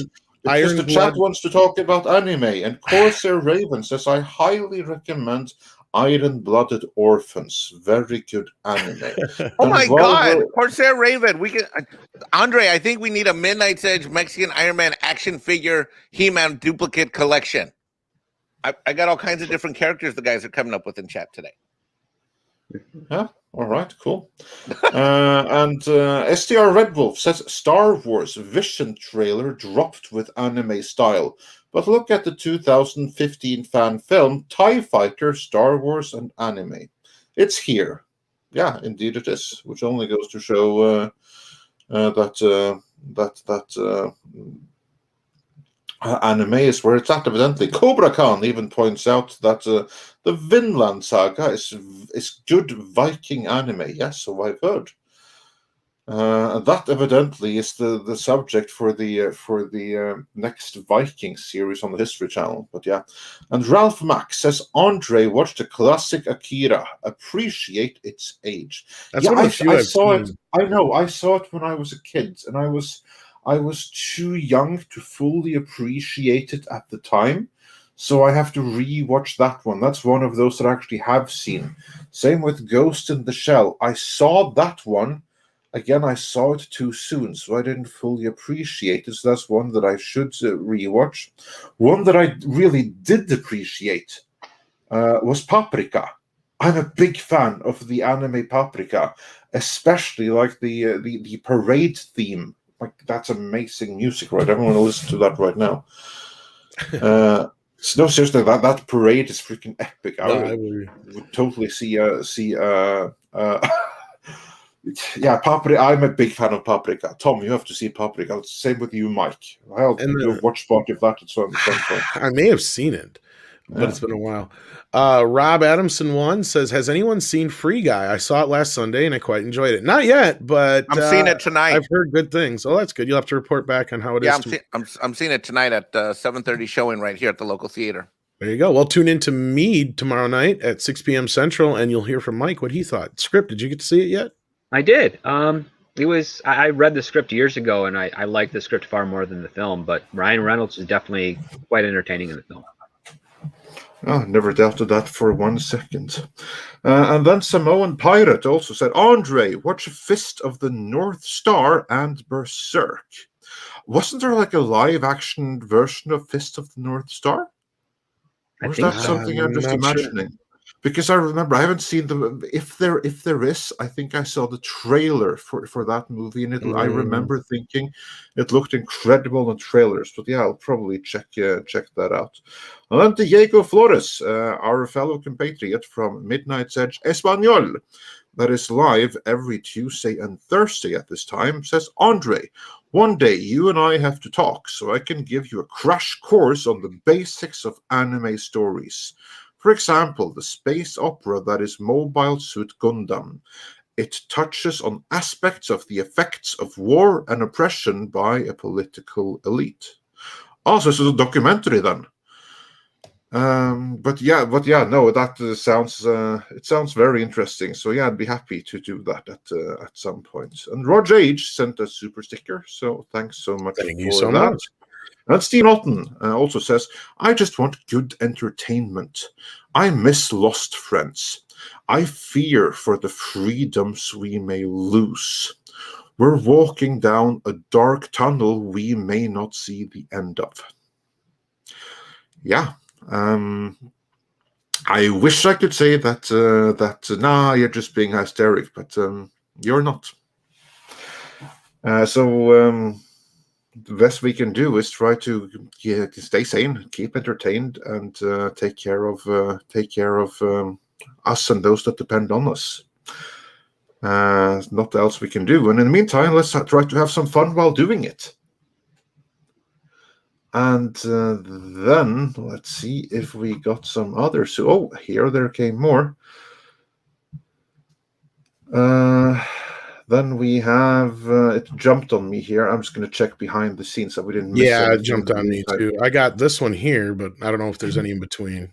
Okay, so I didn't get that one. Nintendo Power says for $10, Kenshin is historically political. End of Edo period, dissolution of the Tokugawa shogunate, while mercs, Rurouni, like Kenshin, didn't have a place in society anymore, leading him to become a wanderer. Okay, now that's cool. I'm sold on that concept alone. That's an awesome concept. Super cool. I'm all aboard with it. And thank you for the clarification. Yes. I had no idea what it is. And Keeper of the Fate became Welcome. a YouTube member. So thanks and welcome. That reminds me, Tom, you have to get the next behind the scenes video ready here. I believe you have the audio already for the next one. Yes. If I do, I don't know where it's at. All right. Keeper of the Fate, welcome. Woohoo! You might have to resend that. Because if I had anything, I thought I finished it all up. So yeah, no, there was like one. I sent like one track with like 3 episodes and stuff. I don't remember now. Yeah. I thought I did them all. Anyway, Borg Porg is the next one I got, unless there was any in between the other ones that you missed. Let me check here. Okay, while you're doing that, I'll read this one. Borg Porg says, FYI, Tom at EBS had your back with the drama. Okay, I already know who this is. Look, I'm not getting into this here. I didn't say anything negative about EBS, and it's ridiculous that you're acting this way, Sketch, so you really need to cool it. Rambam 3000 says there was a live-action version of Fist of the North Star. It starred English martial arts star Gary Daniels. Fist of the... Okay, there you go. There's your answer to that one, Andre. Oh, yeah, there we go. There we go. And then, yeah, unless there was any other in between there, I believe we're caught up. Yeah, and as for others in between, let's see here. Darrell Brewer said on a different note, California is making it difficult to get bacon now. Rest in peace, Taco al Pastor. Oh, that stinks. Bacon's awesome. Yeah, everything gets better with bacon. Yeah, it's true. Yeah. And then Adam THM comes in with $4.99, says Monster is underrated anime that deals with post-Cold War Germany about Soviet experiments, a must-watch. It doesn't take much to get a bunch of great anime recommendations once you say the word, is it? Yeah. No, like anime fans are. I just really wish I was more into the style, and I'm just not. I never really was. I really wish I was. I'm willing to give it a chance, but again, the style is a really hard sell for me. But Denian82 says Paprika is indeed fantastic, and yes, I'm a big fan of that one, because there was someone close to me that said, like, Andre, I know you do not like anime, you don't get anime, you're not into it, and that's fine, but you need to see this one. And he showed me Paprika. Yeah. And I freaking loved it. No, again, it's like I can't say a bad thing about anime. It's just, and that honestly, Andre, that was one of the reasons, and I think I've told you this already, why the 90s New Adventures of He-Man, I really just didn't gravitate towards it so much, is because they went more with that anime style with the animation, and I'm just it like, had yeah. dread. Okay, the thing with Yeah. the 90s He-Man was that it had one thing going for it, and that was the scripts. It had one coherent story. It told one story across 65 episodes, and it did so very well. But the designs were dreadful. The animation was dreadful. And don't even get me started on the voice work, which wasn't even dreadful. It was beyond god-awful. I mean, He-Man was fine. Skeletor was fine. But then there was all the other villains, and they were like... They were Jar Jar Binks, all of them. And then you had the three scientist guys, and they weren't just Jar Jar Binks. They were Jar Jar Binks times 1,000,000. I mean, and they destroyed every single episode they were in. And they that voice were in actor every for episode. Skeletor was horrible. I'm sorry. Like, yeah, it was just, he sounded like Jackie Mason or some shit. It was just like, what the fuck? Well, you know, that's actually funny, because we did a video recently about like how in the continuity of Masters of the Universe Revelation, Skeletor is no longer a demon from another dimension or Keldor. Instead, he's a regular guy from another planet, a planet of Skeletors, where everyone has robot, like, robot chicken level face. shit. Yeah, that is so robot chicken level shit. Yeah. The funny thing is, though, is that the Skeletor in the 90s series, he kind of looked like he was from a planet like that, because there his head wasn't really a skull. It was like a normal head. It's just that the head was like really dried up skin and everything, because he had like a tongue and he had eyes and everything like that. Just like a really weird face that looked like a skull without actually being a skull. So the 90s Skeletor looked like he was from the planet of Skeletor of Revelations. Yeah. But that was a fun observation. Ash and Jackal says, I appreciate you guys shrugging off the drama. Well, that's all you can do, because most of it is just bullshit. It's bullshit, all of it. Hyper Guyver 2, one of our good friends, says, if you haven't seen it, you should see Perfect Blue. It's another one I've heard about, but I haven't seen yet. It was written and directed by the same man that made Paprika. Oh, okay. It's a solid psychological horror thriller that will make you forget that it's anime. And there's some good stuff that I've seen. I will try to check out certain things. The other problem I have is I just don't have time to check out normals. Yeah, that's like the thing. We don't have much time for anything, do we? I know. I've been, just in chunks. I watched The Deer Hunter, for instance. Like, that's how I got to enjoy things in the world I live in, with, with editing and all that kind of stuff. So, yeah. And I'll be right back, by the way. Oh, yeah, absolutely. And then I'm just going to check that we haven't missed anything. Durao On sent a super sticker, so thank you so much for that. I'm just going to do a quick refresher so that we didn't miss anything before we carry on with the discussion. And let's see. SDR Red Wolf says, Andre, maybe we need a Midnight's Edge anime channel, something for future plans. Well, yeah, absolutely. It can walk in line after we get Midnight's Edge Espanol to at least 10,000 subscribers. Yeah. So help us get there, and then we can go into the next one. We have a lot of work that we need to do over at Midnight's Edge Espanol. I mean, we've gotten off to a great start, but we got a lot. One thing about what we got to do is we got to do one channel at a time and really boost it up. And frankly, we'd have to have the right team, because one of the things we do at Midnight's Edge is we only put people on shows where they can excel. And I'm not an anime expert, but we do have some people that are. Maybe we'll do that down the road, but not before it. No wine before it's time, they used to say, Andre, here in the States on the commercials. No wine before it's time. Exactly. So yeah, we have some. We're not. We have to get Espanol up and running and be completely self-going before we can even think about starting a next one. Then we had Matthew Sturgis, who says for $19.99. Oh, thank you. Andre, I'd also recommend Perfect Blue, Millennium Actress, and the series Paranoia Agent. all by Satoshi Kon, who made Paprika. Oh, brilliant. They're all on the list because Paprika won me over. That one was quite simply stunning to me. And Shenotsky sent us $4.99 with no message, but thank you anyway. And Red Tigress just became a channel member, so Welcome. welcome. Yes. And, yeah. It's brilliant. And the chat just jumped on me, but I think there was another one that I missed here, which was one that I want all your guys' opinion on. Here we go. You got it? Okay. Robert, do we have details on the feelings of Iger and Chapstick when it came to the Gina firing?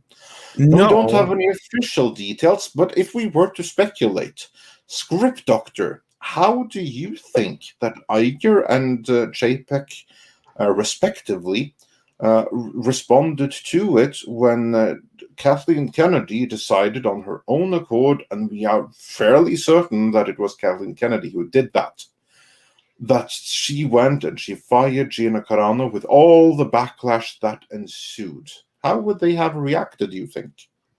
Well, I mean, we have to kind of remind people on the context of this thing. Gina was only signed to a 2-season deal, so she wasn't fired. Kathleen Kennedy's camp made it public. This is fine. She wasn't fired, granted, but I think it's a reasonable bet that after she became such a huge hit, they would want her back for much, much more.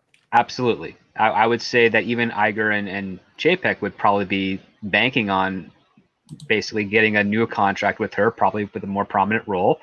We have heard rumors that the Rangers of the New Republic series, she was going to be a shepherd for that. And then I've also heard rumors that they were making her own individual series because the Rangers was going to be a new team that Gina would be kind of like the spinoff for the bridge to start that up. So people would actually tune in to watch it and give it a chance.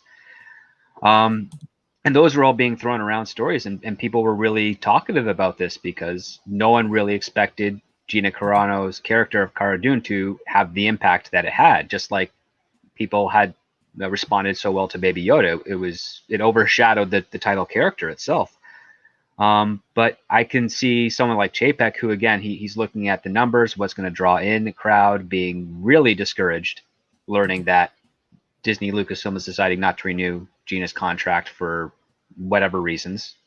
Iger at the same time, I don't know what exactly he would be in a position for, because I don't think he cares so much about that. It's really weird to get a beat on what his opinions on things as of late, ever since he kind of stepped down and then reinserted himself. It's been really tricky.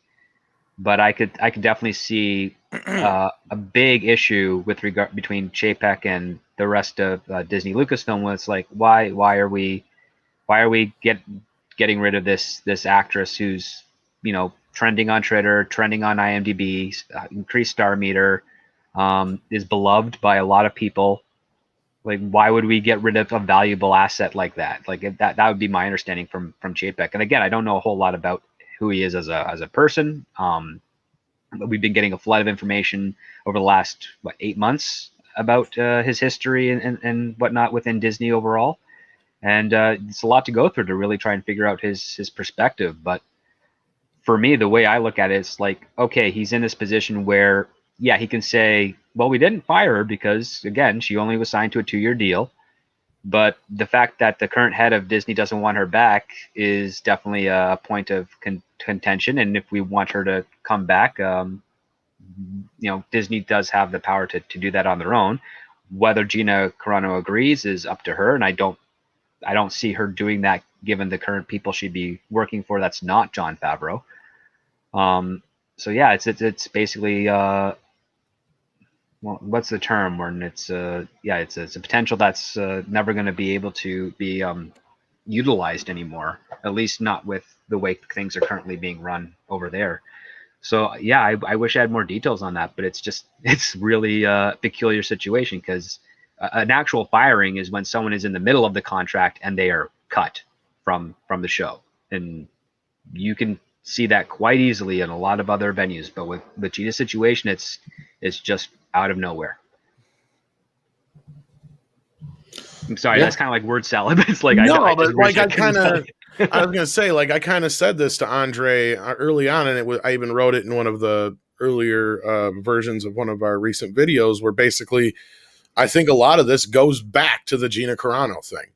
I think he wants to make sure that nothing like that can ever happen again, where he does not have some kind of say over it. Exactly. Because Exactly, he's the Tom. one who got the heat over it, and he had nothing to do with it. As Andre pointed out, it was pointed out clearly, I think, in either Deadline or one of the other major papers, that this went above Favreau, but did not go above Lucasfilm. So that only leaves very small amount of people it could be, and obviously Kathleen Kennedy being the head of that snake. So again, you got to basically boil it down to that. So I'm sure he never wants that to happen again.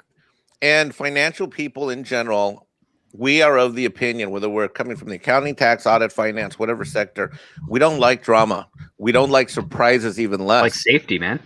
we like Predictability. We That's like what it was. predictability. We like exactly. And when something like this comes out, go back to the Disney call where the question got asked to him and how he ducked out of it. And also when the KK thing came up and ducked out of it. You think this guy doesn't know that KK is a train wreck? He knows. Go back and listen to the Disney call. You think this Gina Carano thing was something that he was listen to him on the Disney call and how he ducks and dives around it. This is a guy who wants to talk about earnings. He wants to talk about numbers. He wants to talk about what his plan is. And like any accountant or finance person, he does not like unpredictability. It is exactly like what Tom and Andre just said just now. And Script's right also, too. Okay. Thanks. No, I mean, it's a very peculiar situation. I can't find anything similar to it in history of the studios where And even bigger fired. Script, this doesn't happen in corporate America in general. There's no, you think, I mean, God almighty, I can not even imagine at ExxonMobil, which is where I learned my international tax training. This doesn't happen in any other industry. The fact that it happens at all at a Fortune 10 company this size is absolutely ludicrous. And a guy like Chapek with his background, it is intolerable. It is exactly like Tom said, where he says, like, there's no way that this guy wants this to happen again. No way. I mean, like just off of memory, the only thing I can think of where an actor is fired from a show is back in the 60s, Mission Impossible. The actor who played Dan Briggs, and he was basically fired from that after the first season because he didn't want to work weekends because for religious reasons, and he was a little difficult. So they fired him and they replaced him with Mr. Phelps, Jim Phelps' character. That's the one that I can actually remember at that time, and that's like a legit thing because he was signed for basically his contract was renewed mid-season for I think 2 seasons, and then they said no, we're sick and tired of you, bye-bye. And then they got in the actor Peter Graves to play Jim Phelps for the remainder of the series. So yeah, that's the closest thing I can think of. I'm sure there's others, but that's the one that I know of, at least, where a legit person was fired. And a lot of people were kind of the fans of that show were a little shaken by it. But Jim Phelps ended up becoming a popular character and won over. And I don't even think there's anyone at Disney Lucasfilm that even knows that story to even argue that that's probably a possibility that they could have with the Gina Carano thing. But yeah, it's really rare for an actor to go through this type of stuff in this way with such a big property. Yeah. Oh wait, Robert in the chat, RDJ was fired from Ally McBeal. Yes, I remember that. Thank you. See, yeah, and there's another example. He was fired mid-contract on Ally McBeal for because he was shall we say, not So he had a sober at the relapse, time. didn't he? Yeah. Yep, he had a relapse. Yeah. Yeah, but as I said, it was funny for Robert Downey Jr. He went from passing out in kids' beds to being on the sheets and covers of kids' beds as Iron Man. So there you go. It just takes Funny how things can change. It takes well, he got rid of a lot of the people that were encouraging him in that behavior, and then his wife, who's also a really prominent producer, just basically said, what do you want your legacy to be? The guy that's throwing up in dumpsters at 4 a.m. or the guy who's entertaining and making people enjoy. There's only 2 guys I've ever heard of being in people's houses and not getting the cops called on them and shot. Rick James. and Well, not Robert just Downey okay. Jr. John Belushi was the other one I was thinking of, but okay, because he was notorious for just showing up at any like random people's houses. Like the one of the best stories on the making of the Blues Brothers was the day they couldn't find John Belushi. They don't know where he went. They're like looking for him everywhere. They had the entire cast and crew out looking, scouring the Illinois neighborhoods looking for John Belushi. They're like, how can one of the world's most famous comedians just disappear? Well, they finally knocked on the house of some guy, and he's like, yeah, he's here. And they're like, what? Yeah, but he's sleeping on the couch. We don't want to wake him up.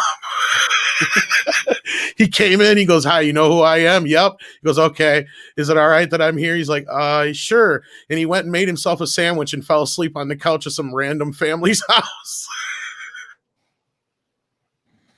Hey, I had a friend like that for a while. I mean, only I had to certain cut him out of people my can get away life. with that. Yeah, I had a friend like that. I had to come out of my life. He showed up one morning at 4 a.m, and oh, it was awful. God, ugh. And that guy never got help, unfortunately. But look at the turnaround, Robert. That's why anybody can change your life if you're committed in the right way and if you got the right people around you.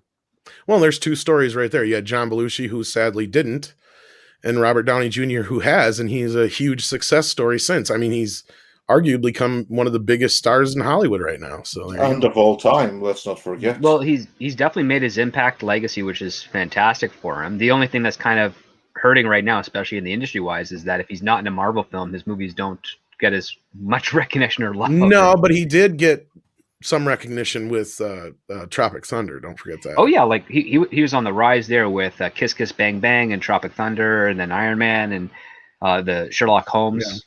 Yeah. Yep. So otherwise, yeah, he's had some misses, but he's still considering he could have been done a lot worse to himself. That's for sure. Oh, absolutely, yeah. Yeah.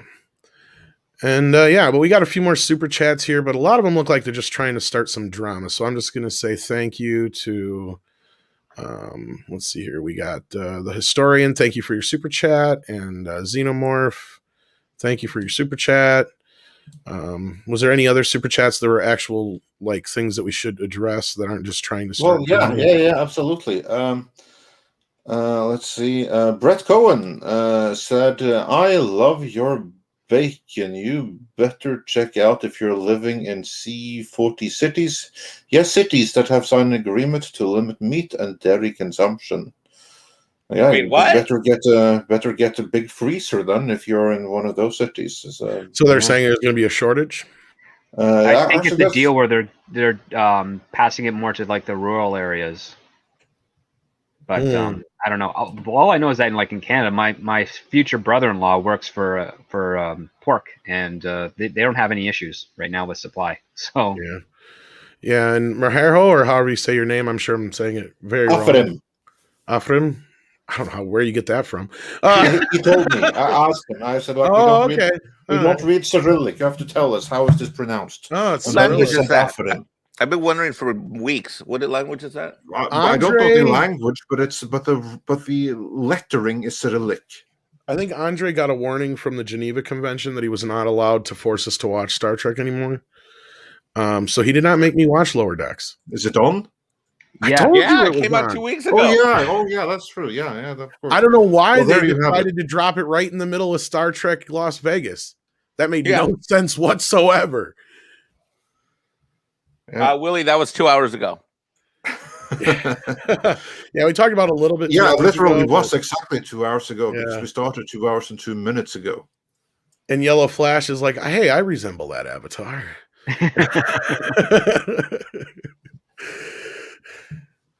Very much. Looks a lot like you, Yellow Flash. But yeah, you're welcome, sir. No, Lower Decks, it's not been a priority because we had such little fun watching the last one. But what is going to be a priority is me this fall. You're going to, it's not, I don't think I'll be able to get till next month, but I'm absolutely going to nail down Paulie and Culture Casino and make them watch Picard and tape it and snip it and clip it. And it's going to make for good entertainment. That it will. So that's a priority. And then maybe they can watch some Lower Decks afterwards to see if that will rinse the palates. On that note, John Harper wonders, do you think that He-Man will get renewed for a second season? I think it did already. Yeah, I What? think it did, yeah. But again, it depends on when the second half drops. But you got to remember, Netflix signs things for like 3 to 5 seasons usually when they do these things. Mm. But that doesn't mean they'll get finished. I mean, Well, yeah, they always have an escape clause, so if they don't want to, they look can. at Dark Crystal, for instance. Yeah. And the honest thing is I don't think Dark Crystal was bad. I just think people weren't ready to sit down and spend 20 hours of their lives watching the series. It was a very long series. Like, it wasn't the typical binge model series. It was really long. That's the only reason I didn't get into it, but everybody who watched it said it was great. Yeah, I heard it was fantastic. And hey, Six says, I love this channel. I love this panel and especially love the chat. Well, thank you so much, Six. One of our Thank you. wonderful wrenches who's always helping out in the chat. And we appreciate it so much. And a quick shout out and hail to Natasha and Natasha and Stephanie and all the mods today that are fighting the good fight. Mr. Tickle Trunk, who's usually with us as well. So thank you very much. You guys do a lot of work and don't get a lot of thanks for it. So we try to thank you when we can. The last millennial chimes in with, you guys are awesome. I'm out. Have a great day. Well, we're getting there ourselves. We're getting close. Was there some other stuff you wanted to touch on, Andre? Because I think we're almost caught up on Super Chats, if not. Yeah, I think we're getting to be caught up. Let's see if there's something else cool in the news here. I'm like checking right now, see if anything happened. And whoa, the chat jumped on me like big time here. Yeah, it does that to me too. But yeah, all right. But anyway, smash that like, everyone. We are not yet at 900, but getting there. So we have more than 1,000 watching. So please get us to that 1,000 likes. If you haven't done so already, smash that like. And then let's see if we have missed anything here. Let's see. And now I think that we are. We are caught up. We appear to be. Reservoir Frog is saying that the Spider-Man trailer is rumored to drop tonight instead of tomorrow. Now I wouldn't be surprised. Not with it leaking. They might as well hurry and just drop it right away. There's no point in waiting until tomorrow. Like, the big spoilers are already out, so what's the point in waiting? Like, the only reason if it's like still rendering and stuff.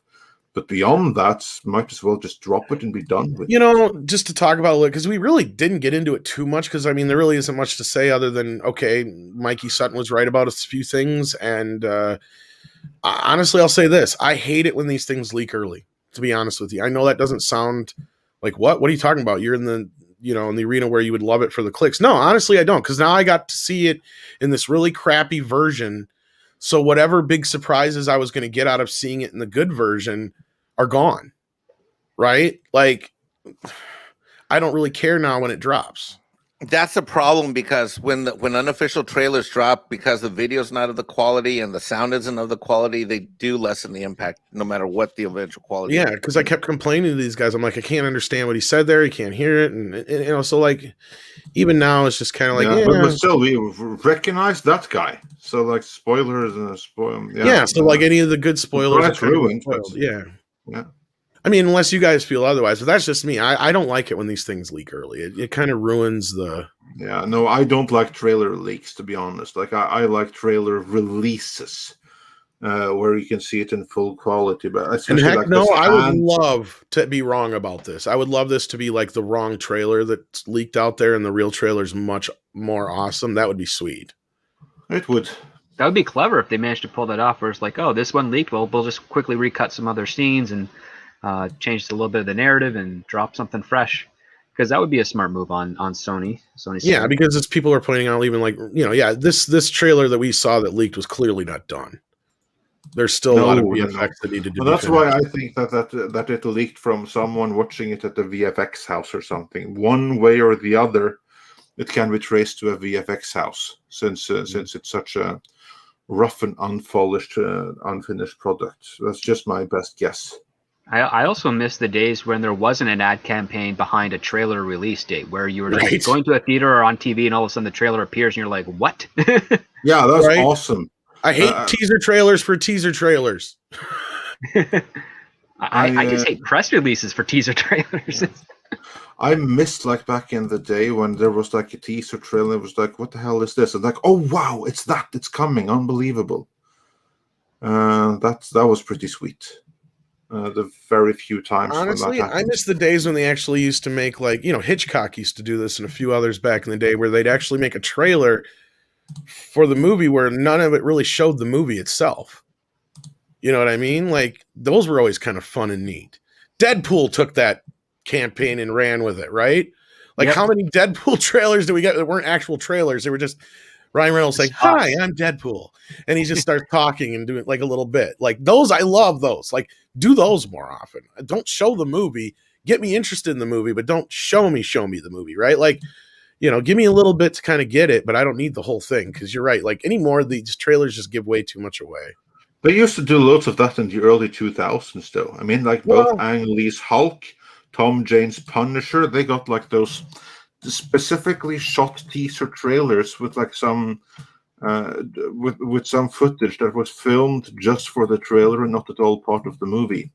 I miss that. I would have liked to see more of that. It was kind of worse in the 80s and 70s, though, because if you go watch classic trailers a lot of the time until they became a bit more until we started getting in Polish? the late 80s. Is that the word they use? Polish? Yeah, polished, because like they would literally just slap 5 or 6 scenes together in a trailer, and you would get the whole entire movie, and they wouldn't give a shit. They'd show the ending of the movie right in the trailer.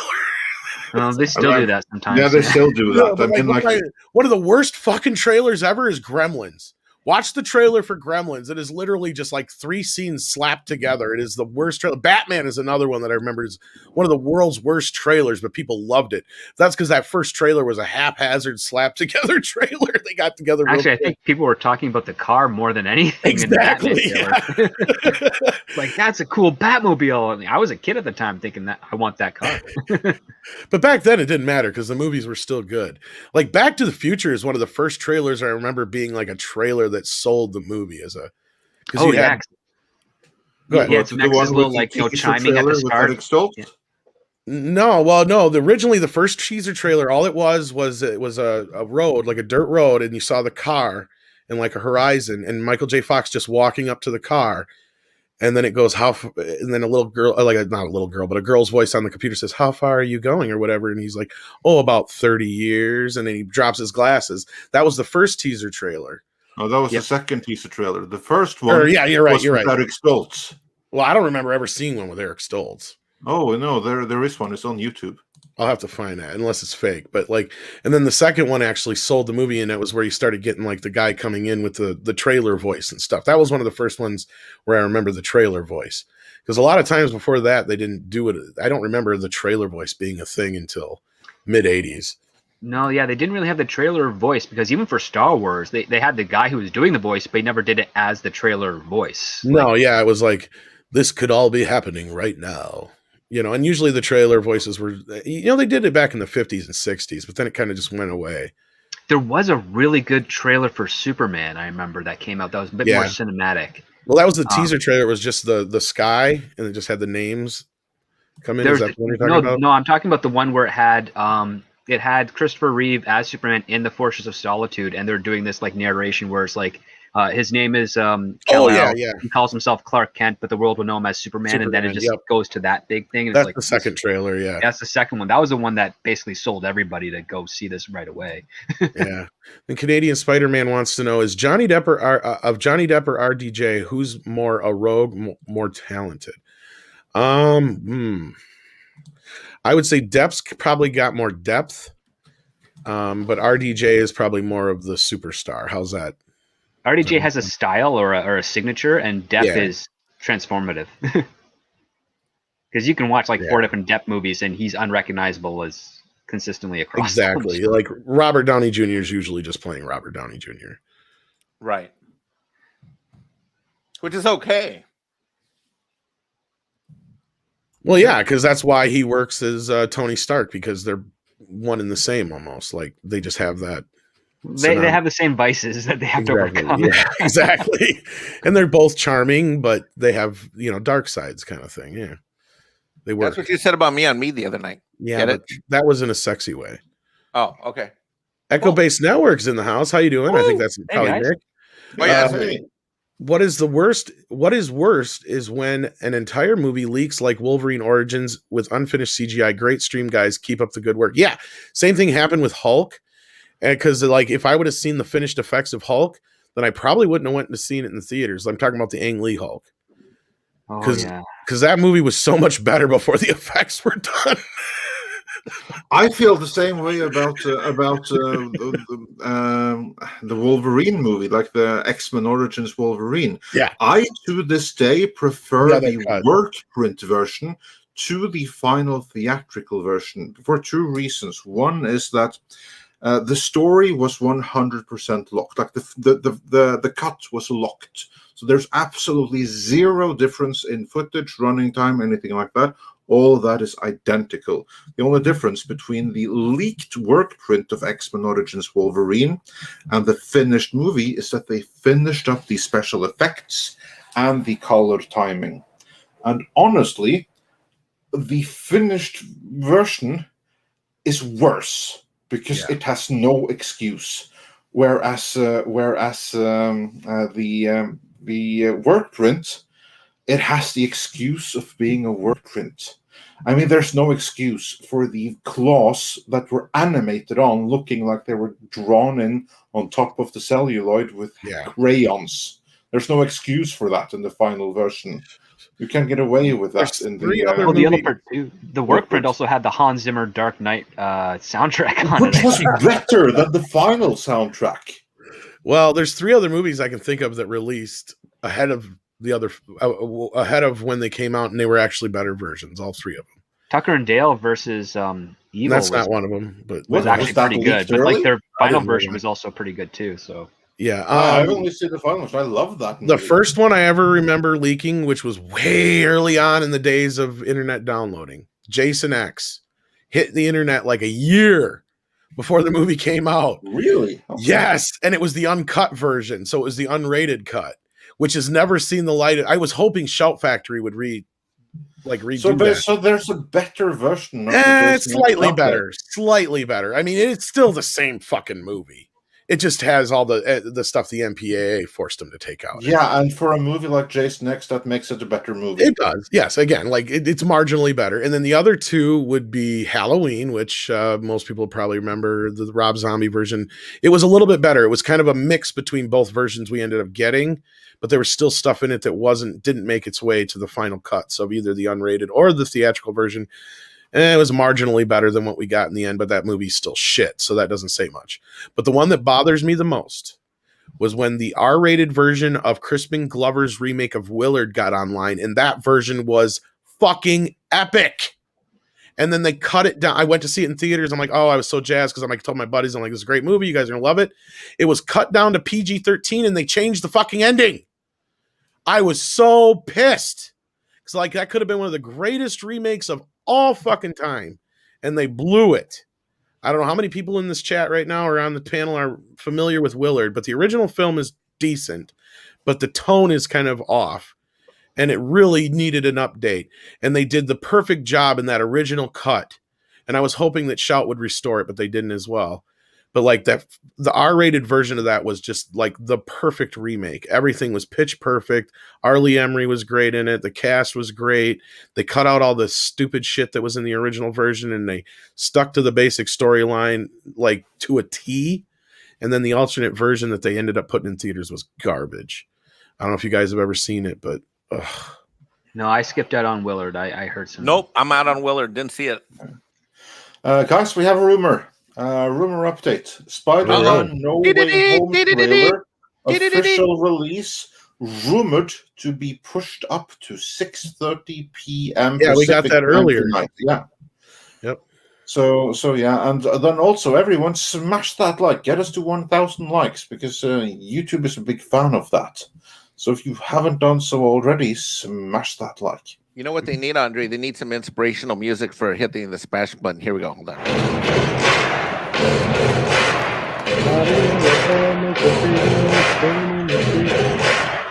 You can hit the smash button today. Nice. Very nice. You can hit the smash button right now. I'm surprised if we don't get a copyright claim. Yeah, I'm wondering. Like, I think whoever owns Queen catalog might. Oh. Uh-oh. Oops, Mecha sorry. J says make trailers great again. I agree. I would be all for that. I love watching trailers, especially The only when thing trailers around are that good. is I don't know if you can copyright that sound effect because it's not music, it's just sound. It's just people in a bleacher. Yeah. They can try. If there's a Because will, until the there's a guitar way. kicks in and the music, the vocals, then yeah, it's just stomping and clapping. Dash D says, I watched the Turtles versus Batman last night. I've seen that. Isn't that the first time the Turtles go in their shell for protection? No, I'm pretty sure they have quite a few times, actually. In fact, there's a scene that's cut from both films where they go into their shells.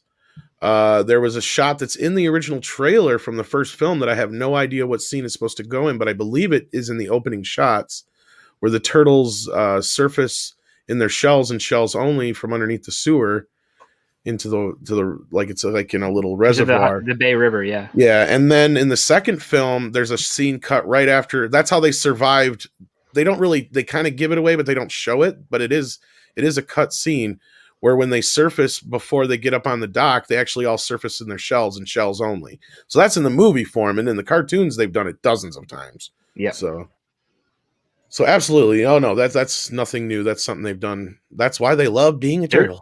There's a like one thing of those films. There's a lot of little 10 to 15 second cut shots out of the first two turtles and whatnot. And oddly enough, like last night after I was doing Nina's show, I decided to watch with my girlfriend Iron Man just to see how well it holds up.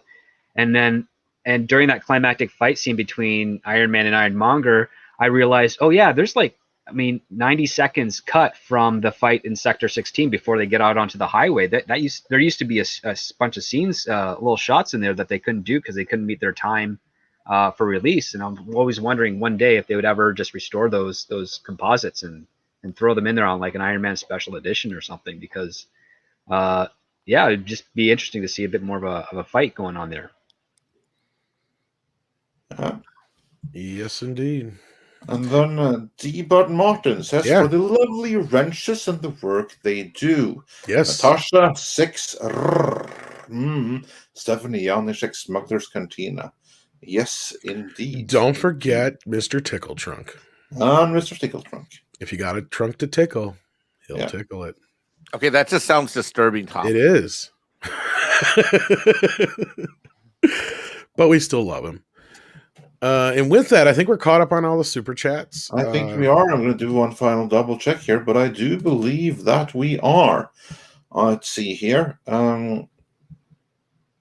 We got the Bud Morton, we got Dash D's, we got Mecha J. And Ram Bam just yelled my name, so I'm going to go yell Ram Bam 3000. There we go. I want to know who the person is at YouTube executive level that keeps making all these weird changes the last 3 or 4 months. I mean, they could have just left it alone and when it was working fine. Naked yeah, Fame, but if they do, they can't say, "Look what I did. Look what I contributed to make the code better." But yeah, I agree. Personally, I would have preferred them to just go back to how it was in 2016 and leave it like that. Yep. Ray Moreno. What did you say his name was again? Ray Moreno. Oh no, this one. How do you say it for Afrim? Afrim. Afrim. Afrim. That's what he told me. Afrim. I can hear you, Naked Fame, and there's about 1,450 some other people I didn't say hello to either, so don't feel bad. Dash D says, did you think Batman was a jerk in this one? He's aggressive, but not too bossy a-hole like that. Honestly, I actually really liked TMNT versus Batman. I only had 1 point of contention with it. Only one. And that's not bad, considering how protective you are of the turtles. Yeah, it was just that they've obviously adopted this whole inner beast thing, and I've heard about it in the comics too, so I'm not happy with that. But that's in the movie. Other than that, the movie's pretty good. That is so lame. I know. Other than that, you actually might like it too, Andre. It's pretty good. I thought Batman was well handled. I definitely loved the fight with Shredder. Him and Shredder facing off was amazing. I thought it was pretty good. I was entertained for a 90-minute movie, so. And like Andre said, considering how often you could fuck up the turtles, they did a pretty good job with them. I thought they were well handled. So, They did a better job than Nickelodeon's done in the last few years.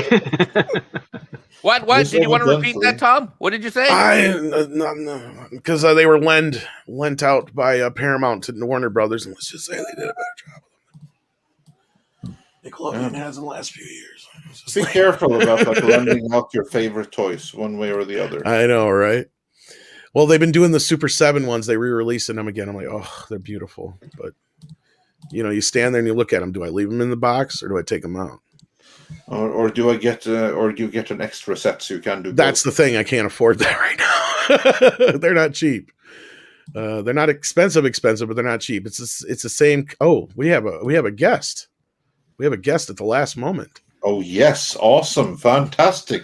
Doomcock Welcome, the himself. future ruler of the earth. Hello, gentlemen. How y'all doing? We're doing amazing, especially now that our leash is here to share his findings with us. I found some coffee. That's what I found. I just got up and This time of day, that's the most that can be asked, isn't it? it is. I was up real late last night, and then I took some stuff that knocked me on my ass, and I'm all creaky because I think I slept in one position all night, and I'm drinking coffee, and I'm hanging out with some awesome folks. And I understand. I just picked up my computing device here and saw that apparently a doppelganger was in the chat earlier, but it were not me. See, No, that's what we're afraid the of. beauty is that we don't send the link to doppelgangers. We send them to our real friends. So yeah, you got the I real wasn't link, so and sure your if that presence was is him. always welcome. No, because you had a doppelganger, and this doppelganger, he claimed that you had, or the doppelganger claimed that research had been made, and the conclusion was that Kathleen Kennedy is definitely, with 100% certainty, not renewed, and she is gone. Whereas personally, I'm a big fan of your analogy of the Schrödinger cat experiment. I thought that one was extremely on point, which I've brought up like several times. So my kudos for bringing some quantum theory in there. And I think that's probably the best description of this situation that we are likely to get at this point in time, pending further confirmation one way or the other. Right. I don't, I never have presented any of these, rumors or news items as factual because in my video, I pointed out that we are not in the mainstream. We are outsiders. So, of course, we are going to be attacked by the mainstream media, by proxies, by shills who want to discredit us because we're a threat to their narrative. I mean, that's just the way it is. And you do get like small channels like who are jealous that are throwing shade and insults and stuff. It's just best to ignore them. That what they want you to do is respond and boost their sad, non-existent ratings. But the thing is, we are under constant assault with our integrity and everything else. And but I never ever have represented metaphysical certitude that this is the case, this is definite or anything. So yeah, just beware of false doomcocks. There is only one. Exactly. That's we were actually talking about that. We're like wondering, is this a real deal, or is this a pretender to the throne? But again, the beauty is that we don't send a link to pretenders. We send them to the real deal. How do they even do that? Because in the chat I put @ and I typed the same thing I always do when I'm with my overlord and on his shows, and it came up the same. That's weird. I don't know how they do that. That's awful, Doomcock. You must have had like an extra space in between DVD or something we just didn't notice. Because like I said, they did a really good job. Yeah. And that's what sucks about not being able to actually go to people's pages and stuff from their name in the chat, because then we could have actually flagged that user account. Yeah. because I've seen Great other show people do last it night, for everyone. Doomcock. You guys did wonderful. So Oh, thank you. Yeah. Well, I mean, I never look. I don't have time to go on live streams, and I sure as shit am not going to sit in a chat and type away. I mean, that's not normal. it'll for you, never so be I me. wasn't- It'll I never wasn't be me. Sure, I didn't think so. But we had Sukiyami99 who says, if going woke means going broke, then why do companies go woke, especially with the anime becoming mainstream? Yes, This let's has to do hear with- what our leech has to say Yeah. about this. I really I do not know. I think that it's it's a combination of things, in my opinion. I think it's these idiots, these corporations, their management live in bubbles and they don't consume their own product, so they're not fans. They don't know. It's kind of equivalent to a chef not tasting their own fucking food. Then how can they know that it doesn't suck? But these people, they don't care if it sucks. They're just I don't know what the hell they do. But that's one of the problems. The other problem is genuine, true believing nuts that have matriculated through universities or something there where wokeness is rampant and like a wildfire of contagion, and they get indoctrinated and then they actually believe this crazy shit. And then also, finally, there's the element of just literally being hostile to this country and this civilization and trying to do the undermining of our institutions and everything else. Yuri Bezmenov talked about this back in the 90s, 80s or 90s. 80s. Yeah. Lecturing about, they're playing the long game, and part of, attacking a civilization is undermining it from within, undermining its institutions, faith in its institutions. And so far it seems to be going swimmingly. So. Yeah. Basically taking apart everything that binds a nation together and fund everything to tear it apart. And I don't want to go too down that particular rabbit hole, but I will say when many corporations and even entertainment divisions choose to go woke, so to say, there is quite often someone that offers some level of funding for them to do it. Someone that does not expect a return on their investment. They're willing to pay to have a certain message out there. So yeah, that's regrettably how it is. And then Willie Woodwood wonders, when will we ever have a Doomcock action figure? I think there would be a good market for those. Maybe team up with Super 7. Well, I don't know. I'm always thinking about this kind of stuff, but it's I need tricky. a Doomcock Motu figure. Yeah, that would be. I always figured the Doomcock action figure would be his robots that he sends across the world to help achieve with his conquest. Well, that would be part of the line, wouldn't it? Yeah. And now we know how Script Doctor died. Yeah. Oh gosh. He put it out there too soon. Too soon. Yes, he ventured forth. He sallied forth, and You put out your plan. And unfortunately, he was dressed up in disguise as BB-8.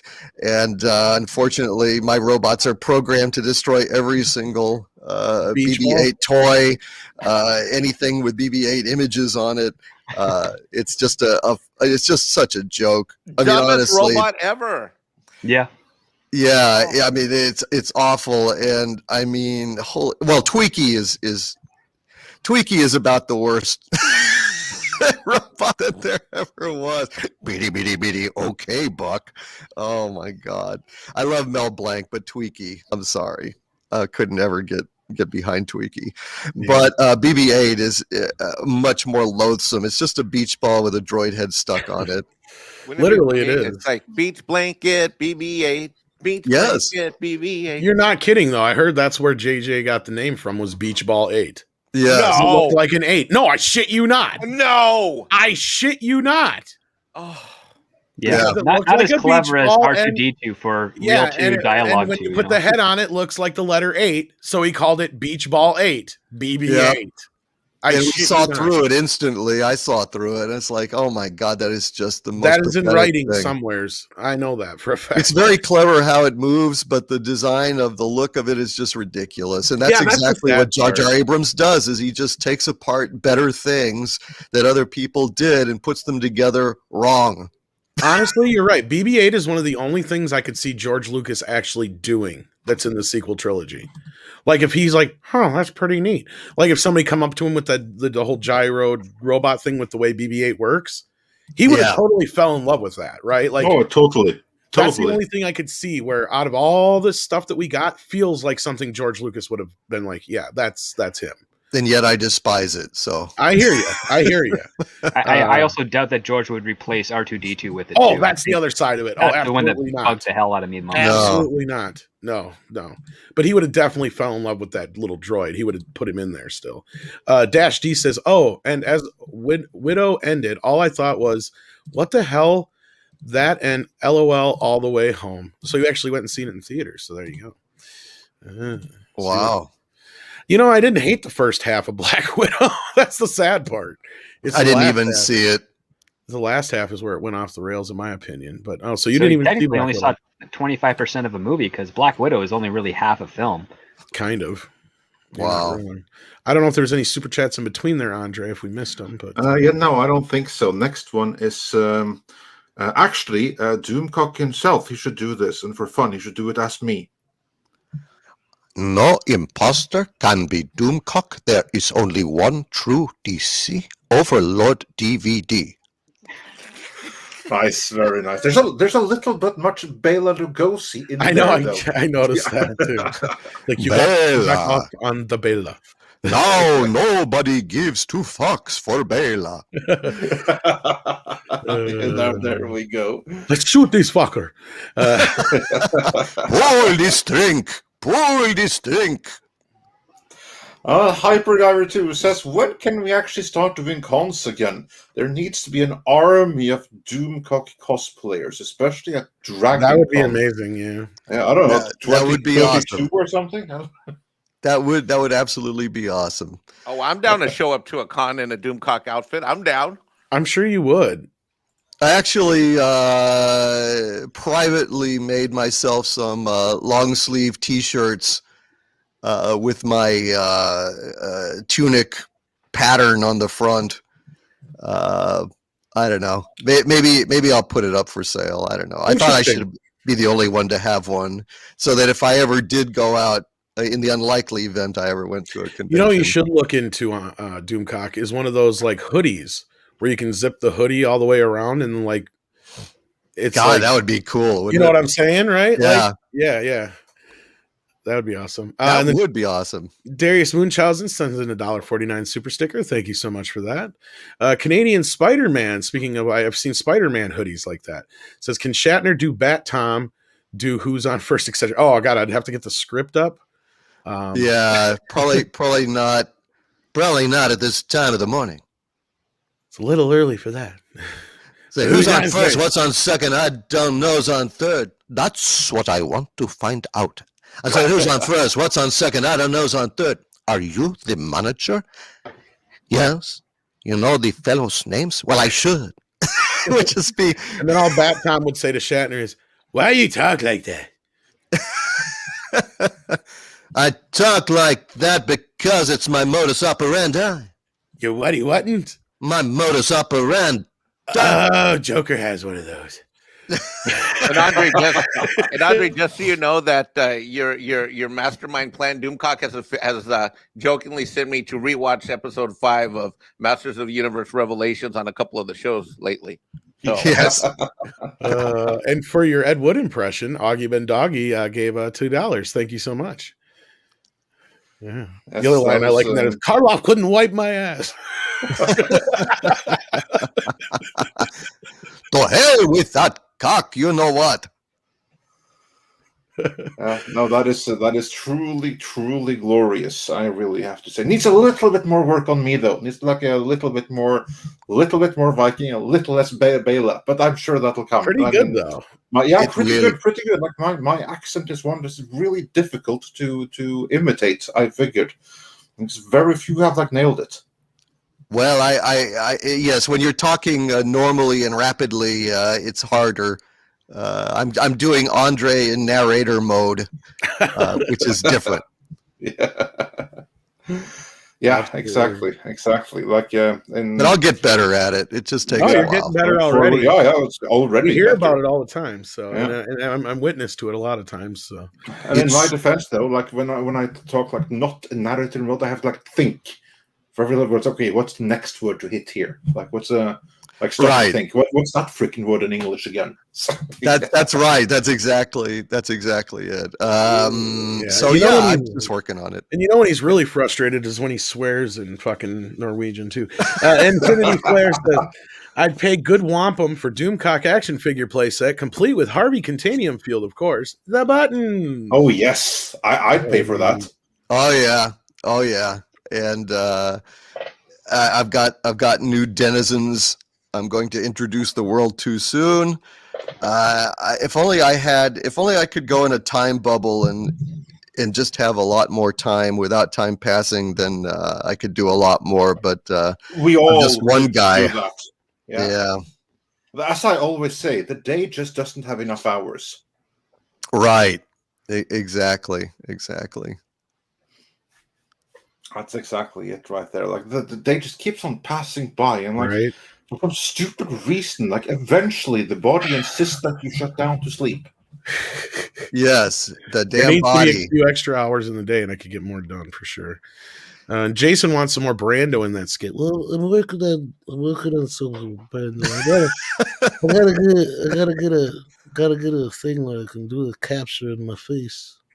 You know, you sure do talk funny. What? You sure do talk funny, mister. I can't understand a thing you're saying. I can't follow what you're talking about. Take the marbles out of your mouth. Why is this guy talking like he's got something in his mouth?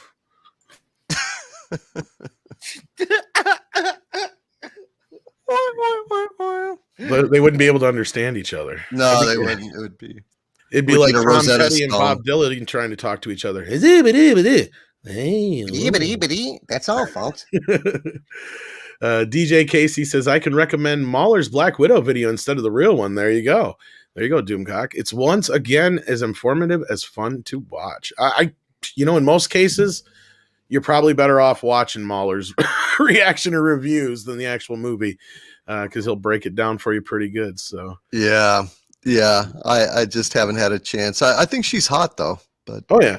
what Well, are you and gonna do? you know what? Even that Florence Pugh character, I didn't mind her, like as an actress or a character. It was just the movie just got unbelievable and lost its footing in that last half. It just And then Augie Mendoggy sends in $2 and says, "Brando." Script really likes the Brando impression. So Brando's pretty good. just you gotta get a bagel. That's all you need. I'll do it. He's starting to sound like Popeye. Well, blow me down. Popeye the Sailor Man. I'll do it on one condition: no pants. That's a true story. He shot the score with no pants. Oh my! Yeah. He's a nut. Yeah, and he shared it. That's like the worst of it all. His best story, though, is when he tried to convince Richard Donner that he could play Jor-El as a suitcase. A green suitcase. A green suitcase at that, yes. Yeah. Well, kids, he's an alien. They don't know what he looks like. Fucking idiot. Of course, he knows that people on Earth look like people, so he made his son to look like people. I think Andre should make the comment, Brando is a method actor, and his method is madness. Indeed. Yeah. That sounds like something Andre would say. It does. Actually, it does. Yeah, I would totally say that. You see, you're getting completely into character. I would totally say that. The longer I hang out, the more you're going to be uncertain of your own identity. Well, then, in the end, Robert Meyer Burnett will be proved to be right then, because The very, very first time I spoke with him, this is a true story. The very first time I spoke with Robert Myburn, this is off camera. This is before we went live or anything. His very first words before I could say hi, or he could the first was like rushing the question, "Are you Doomcock?" To which I could say, no, sadly, this is an accent I'm completely stuck with. But of course, Doomcock is getting better at mimicking that. So, I was gonna say, I don't think Andre could do any other voice. I just don't think he could. Well, I could try, but you wouldn't be able to tell the difference. And now, here is my impression of John Wayne. I'm not going to do that, Pilgrim. I'm not going to do that. Good. Pretty much. Exactly. Thank you. And now, my Elvis impression. Don't be cruel to a heart that's true. Here's a better one yet. And now, my Skeletor impression. Why am I surrounded by bubbling boobs? It's actually funny because like sometimes when I do a recording for like an editorial or something, I'm thinking, fuck that. I like when I feel like myself like this sounded like crap. I'm gonna redo that line. I'm like, okay, yeah, now I really nailed it. And I listen back and it sounds exactly the same. Like, yeah, I don't. There's I think that if I try, I can do the Finnish accent. Because in Finland, they like to drink and they like to go to the sauna and they speak like this. Don't ever do that again. I can do that a tiny little bit. Don't ever do that again. I'm not going to say what you sound like because we'll get canceled, but don't ever do that again. You actually can do that easily because nobody here knows what a Finn accent sound like. So anything you do is going to be spot on, dude. Well, it sounded like something. It sounded effing something. Yeah, right. I was gonna do that again. Oh yeah, and here we have. Oh my God, you guys are making me laugh so hard I had to mute. Yeah, here we have someone that evidently recognizes Finnish. So Parkkila, that's what they say in Finland. So yeah, you're making me question my masculinity here. Master Clockwork also says, imagine being handed a 40-year-old franchise with a massive fan base, and instead of doing what works, you go, nah, fam. We're going to do our own thing. Well, that's everything in Hollywood right now. That's everything. The only thing that's not doing that is Creed and Cobra Kai are like the only two I can think of. And maybe The Conjuring. Cobra Kai is doing its own thing, but it's within the rules of like Karate Kid. That's exactly the difference, right? Yeah. But I think I'm glad I came on here this morning because now I have a new bit for Friday Night Frolics, which is basically me doing an impression of Andre doing an impression of famous celebrities. It's perfect. It's very Andy Kaufman, I'll tell you that much. Yes, I'm very meta. I look forward to listening in on it after the. That was always one of my favorite. I still have to find like the bit someone has to send me because due to the time zone, it's like difficult to watch any streams live. Like some I have to find like 5-hour streams, but I do have to find the bit where Doomcock relays his experience of the moment from our Masters of the Universe Sorrow stream, in which I told Mike, you have to go see the final episode, like right now, this moment, then come back. Yeah, and then share your feelings. Okay, I got to write that down. I'm going to clip it for you today and send it to you because it's on one of the Sunday shows. Actually, it's on 3 of the Sunday shows that we did. And no, I'm sorry, it's on Friday Night Frolics. I'll find it and send it to you. Jeff C says, Bat Tom versus Shatner Two-Face. Wow. That would be interesting. I don't think Doomcock's seen that. I brought that to your attention, if I remember correctly. You had not been aware that they had done animated versions with Adam West and Burt Ward of Batman, and they actually had William Shatner play Two-Face in the last one. And I believe that was the last thing that Adam West ever got to do before his passing, if I'm not mistaken. And I'm glad he got to do those two things. It was like an epic revival. Should have done this for a decade. Well, those were great. But I guess the history of it is that Shatner was initially going to play Two-Face. Isn't that something like that script? Or I think that was one of the rumors at the time. But they didn't want to use Two-Face because he was too grotesque or something like that. I do have the old Two-Face script from the William Dozier series somewhere around on there that they were tinkering with, but they never got because I think the studio at the time didn't want to have the makeup of like a person half-faced. That's what I heard that too. point. Yeah, it was too grotesque for the show, they thought. So. But they went with the false face stuff, which I loved those false face episodes. They were fun. Yeah, I like Okay. Adam West Batman. I like it too, but you know what I think would have been like too grotesque? What I think is like one of the greatest missed castings there ever was. It would have been completely wrong for the series, but like the two really standout villains was of course Frank Gorshin as the Riddler, because he made the Riddler famous. Agreed. And then of course you had Cesar Romero as the Joker. But as I was rewatching that a few years back, I was like looking at Frank Gorshin's amazing performance. Imagine if it had been a much more serious take and Gorshin had played the Joker. Well, I think yeah, I mean, he was, look, I don't know. I mean, people always thought that Frank Gorshin was funny, you know. No, he wasn't. He was freaky as hell. That's what he was. Yeah, he was scary. I mean, he was fucking psychotic. Well, really, I mean, the Riddler is kind of like a more calculated Joker, really. I'm going to go with diabolical, borderline psychotic. Well, yeah.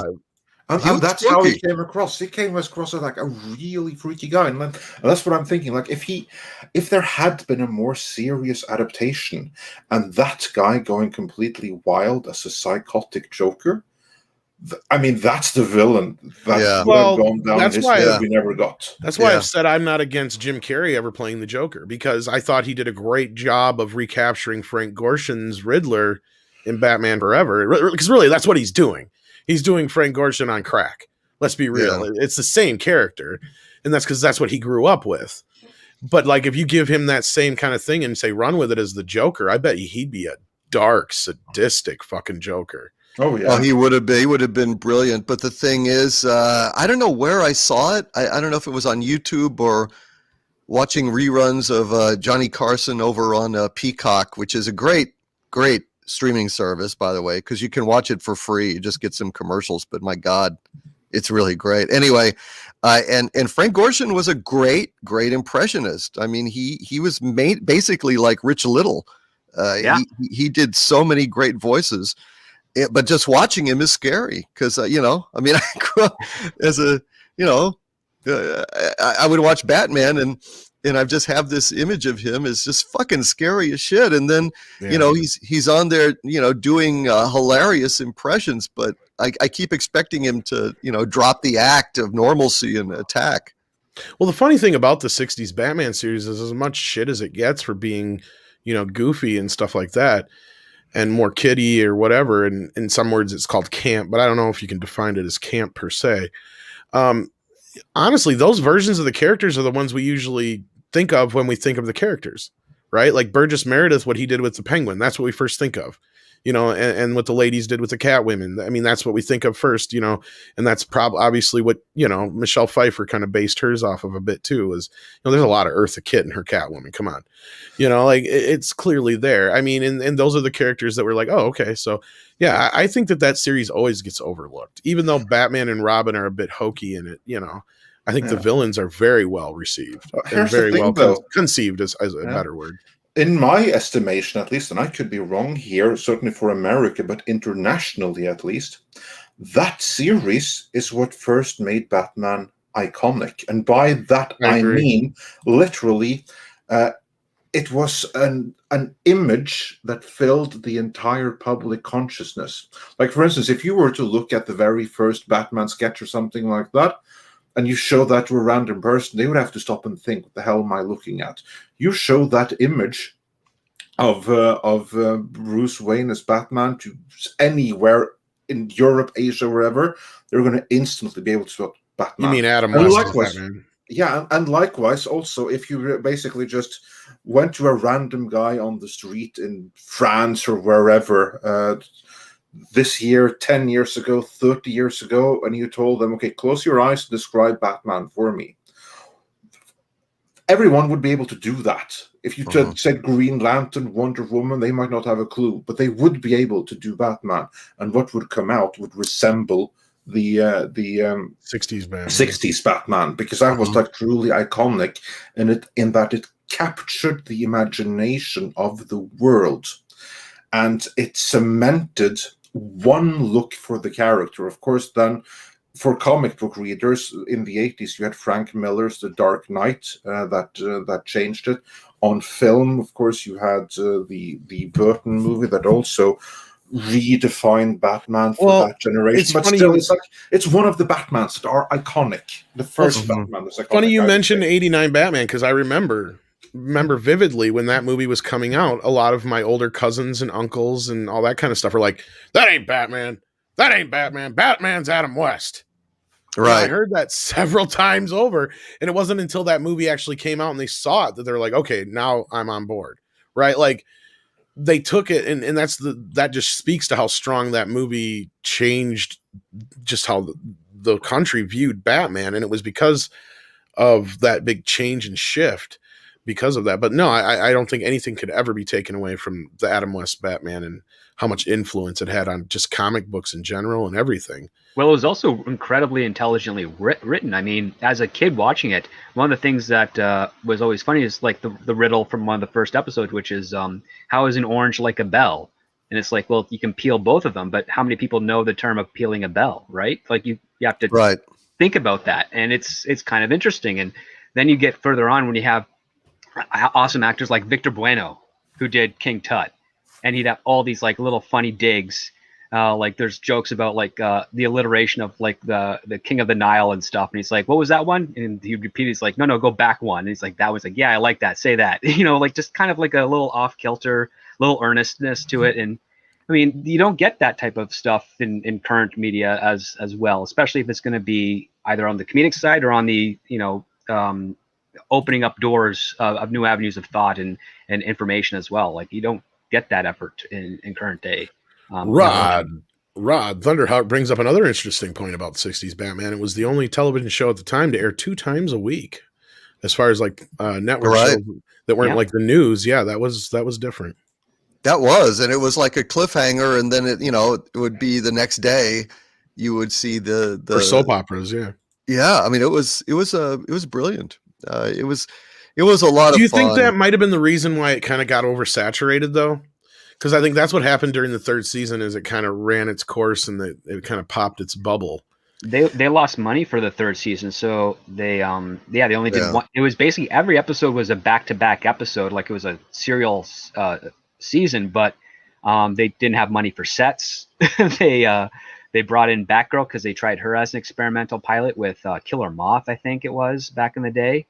Yeah, and I can't remember, but I think it's on the Blu-rays. And great, yeah. Yeah, I think they should have kept ramping up the humor and the outrageousness, because after the initial shock value, I think it started getting a little bit, a little tired. I mean, it was brilliant early on, like when Catwoman, Julie Newmar's Catwoman, plunges to her doom.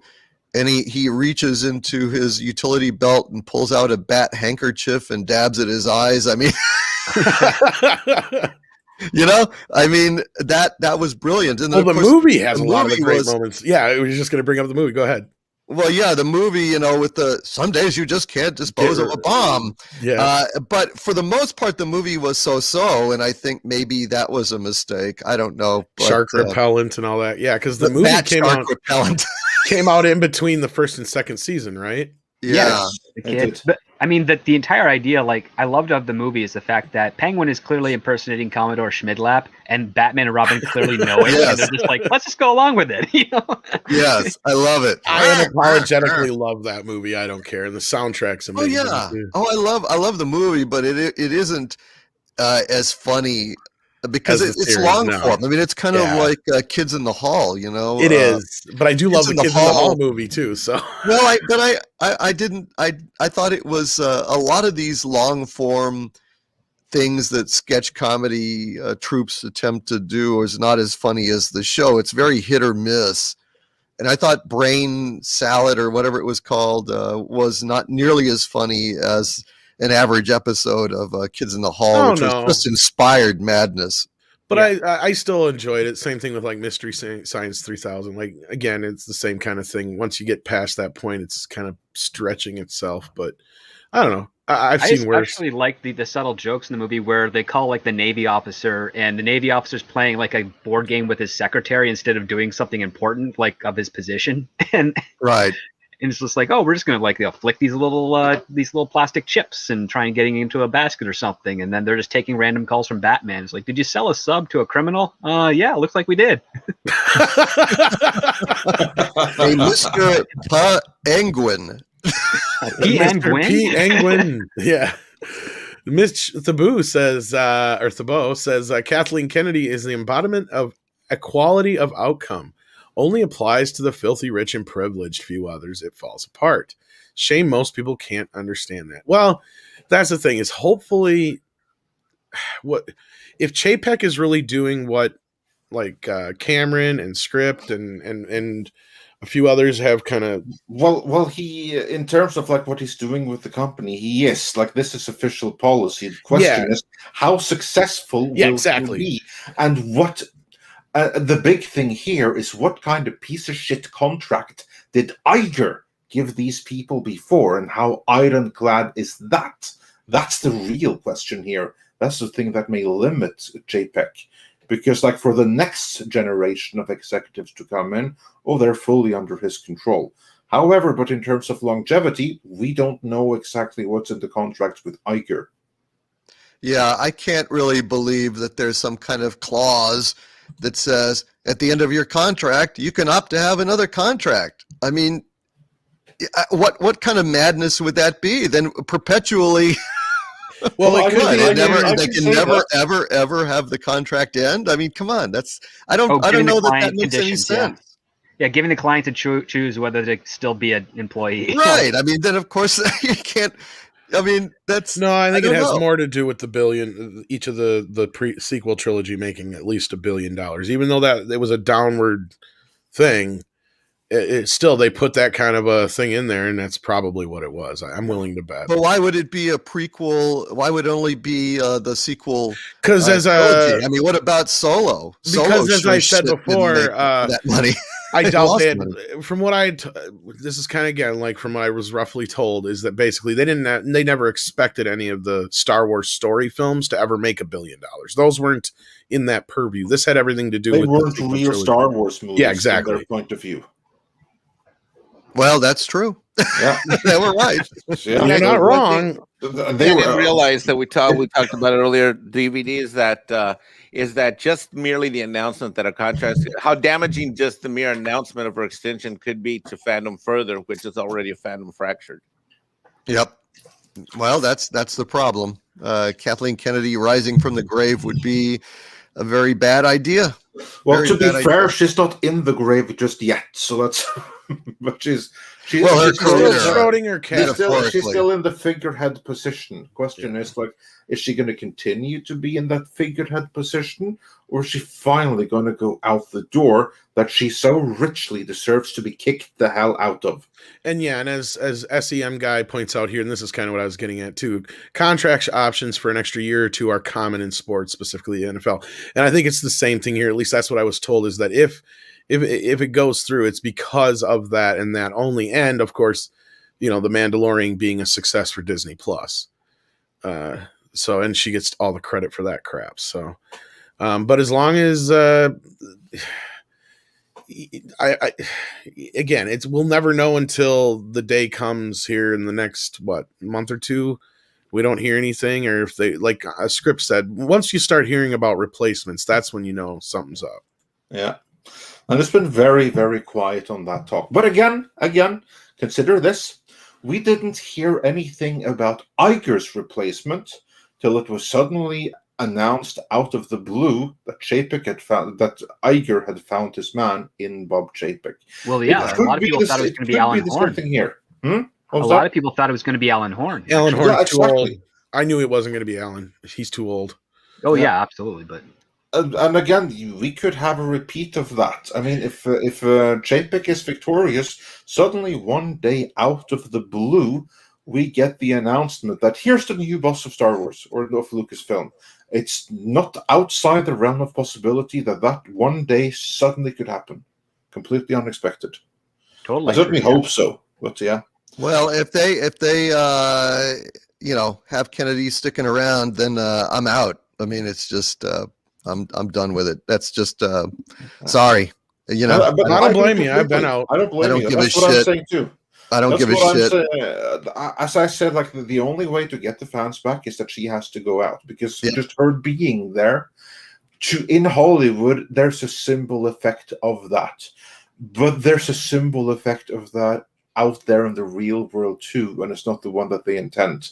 Star Wars can never recover, can never fully heal, as long as the person that broke it is in the building. Yes, and rewarded with another contract extension. Sorry, that's just it's just been brutal on fans, and she fucking sticks around. Then, yeah, I'm just fucking. I will not. I've not given Disney a dime, and I will not give Disney a dime until they fix things. And if they start making progress, like I thought they were, like everyone is. I mean, look, all of my sources. Just shrug and say we haven't heard shit, and other sources have said, oh no, she's definitely out. So my sources range from she's out, she's trying to get back in, but she's out, to well, we haven't heard a damn thing about any kind of inkling of a contract renewal.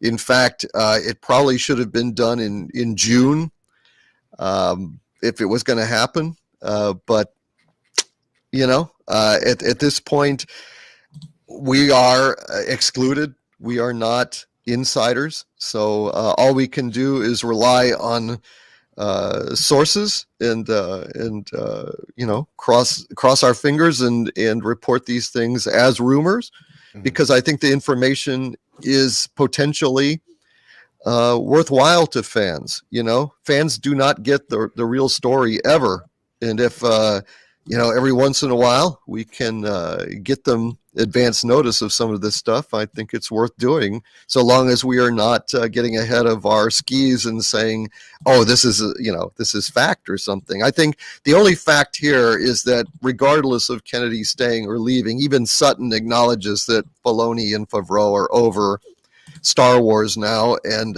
even if Kennedy returns, it would be as a figurehead and would not be over Star Wars as she was. But even so, just the mere fact of her presence is just symbolically too much. Yeah, exactly. Oh, that's exactly right. Yeah, and we kind of pointed that out in the earlier part too. And I, you know, again, like Mikey, we've known him for a while. I don't think I think he believes what he's being told. Right. He has Yeah. no reason to go out there and try to spread some misinformation like this. No. If this is incorrect, he has been misinformed. Exactly. From the sources. And again, if it's something out there to try and discredit, like you, Doomcocked, it would look really bad for them on the other end if she's not renewed in a few months. Like, that's the thing. So it makes no sense in that part. But all I can say as far as Mikey's reporting, he was spot on with the Michael Keaton thing. He was spot on with the Spider-Man thing and a few other things. So we have no real reason to doubt that he's being And he told by good appears to be sources, spot but- on with the Secret War thing too. Yeah. And that is looking like, so again, but he could be wrong on this. He could be wrong on this. We don't know. And it's the Schrodinger cat thing until we know for sure. So, Schrodinger's Kennedy. yeah. It's basically she's in a box. The box is sealed. There is a compartment inside, Could you call it a randomly, mystery box? timed to open. It may or may not open by the time we open the box, and if it does open, a pink slip comes out. So we don't know if Kennedy has got a pink slip or not, and in fact, she has both a pink slip and not a pink slip in this analogy, because she is in a state of quantum super suspension. Yeah. Superposition, and the probability cloud of Kennedy's fate has not collapsed into an outcome until we open the box. No, The that's mystery box. very succinct. And I also have to like say it's so ironic with Erving Schrödinger. When he first came up with Schrödinger's cat, that whole thing, he did to highlight this is how ridiculous quantum theory is. You can't believe this drivel, and that's now Right. basically being taught in textbooks worldwide. Nicholas Horton sends in another super chat. Says The Witcher animated movie, The Witcher: Nightmare of the Wolf, is now on Netflix, clocking in at an hour and 24 minutes. Well, there you Well, go. I will go and watch it. I look forward to it.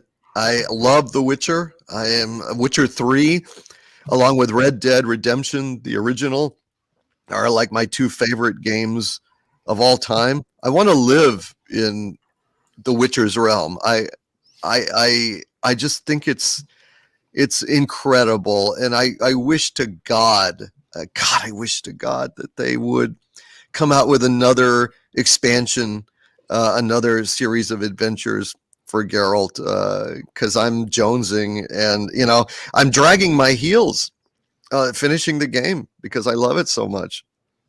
That's a sign of an amazing game when you just don't want it to end.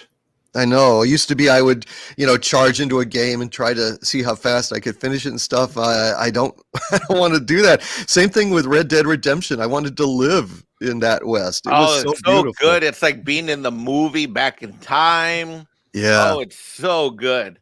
And then Red Dead 2 came out, and it was very different and not as hot. No, it was dumb. I mean, game designers, come on. I don't want a game where I have to do the same shit I have to do in real life. I'm not interested in bathing in a game. I'm not interested in having to fucking shave. I'm not interested in having to pack for inclement weather. I'm not interested in having to fucking unjam my gun every 10 minutes. I'm not really down with if you're out in the fucking woods and you shoot somebody that suddenly miraculously there's a witness that sicks the law on you. Come on. This is where they completely lost what made Red Dead Redemption fun, which is the wild, wild fucking West. And you could pretty much do what you wanted. Sure. I mean, if you were dumb enough to shoot somebody in town in cold blood, there's all witnesses and you get the sheriff after you. Okay, that's fine. But I don't want to do all these trivial tasks. It's not what I fucking sign up for.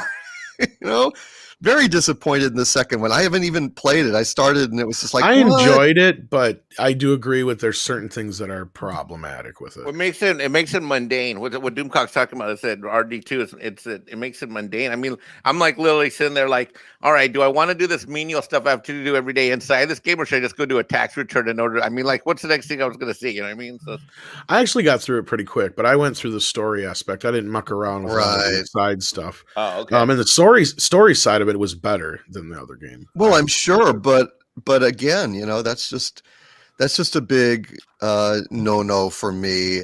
And because it's actually one of my favorite games, I will say that. The first one was my favorite. Well, yeah, I still like that one too, and I'm not saying it's not maybe better in certain aspects, but again, once you get used to or around certain issues with the second one, I felt it was a better game. But that's just me. It's been a while since I played both. So. They should have had a mode where you could toggle it to go back to drop a lot of that shit and get into the kind of gameplay that was in the first one. I was hoping they'd release a patch or something. But, yeah, I don't know if they have or haven't. I don't think they have. I don't know what the online versions they haven't. like either. No, they haven't. Which is stupid. I was playing it last week. Nope. Nah, That's why I can't enjoy it, But Witcher 3, man. Witcher 3. C-Man says it's reward season for the company I work for. Starting to see reorg mails now. Bet Disney is similar. Mike, do you know anything about that? No. Well, that affects companies that are on a fiscal year. Finish up their, start a new fiscal year, and it affects a lot of companies, but not every company. So, well, guys, I have got to go and get some food.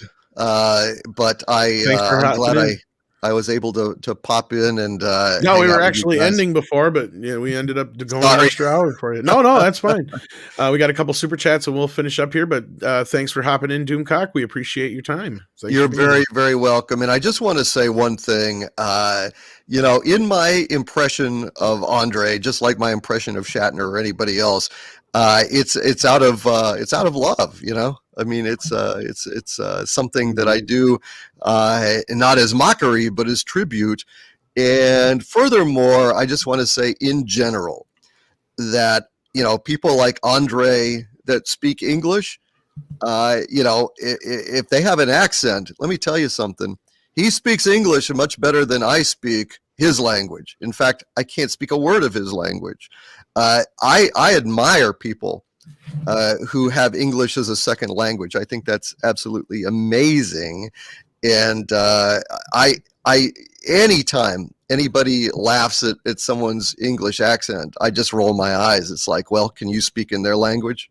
So it's just wanted to get that clear, Andre. I think it's amazing that you can speak English like that.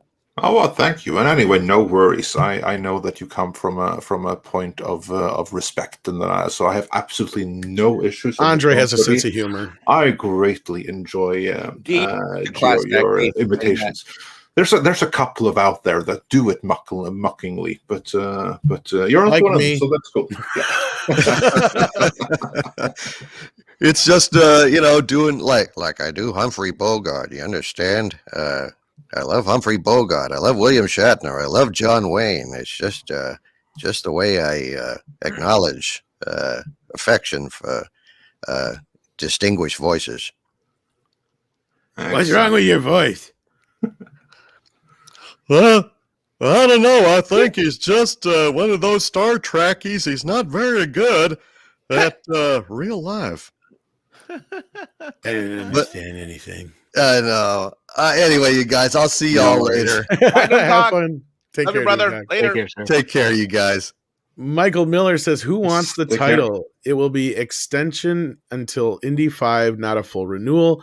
Chapek and his 1-year contracts. Yeah, that's kind of what we were saying. That's the hope. That's what's It's likely definitely on the check was speculating. scenario. I think that's actually a very sound scenario, assuming that's something that can be done within the contract that Bob Iger first gave, because like this guy is now he's the problem here. So yeah. And then we have a couple of older super chats we have to go through here as well.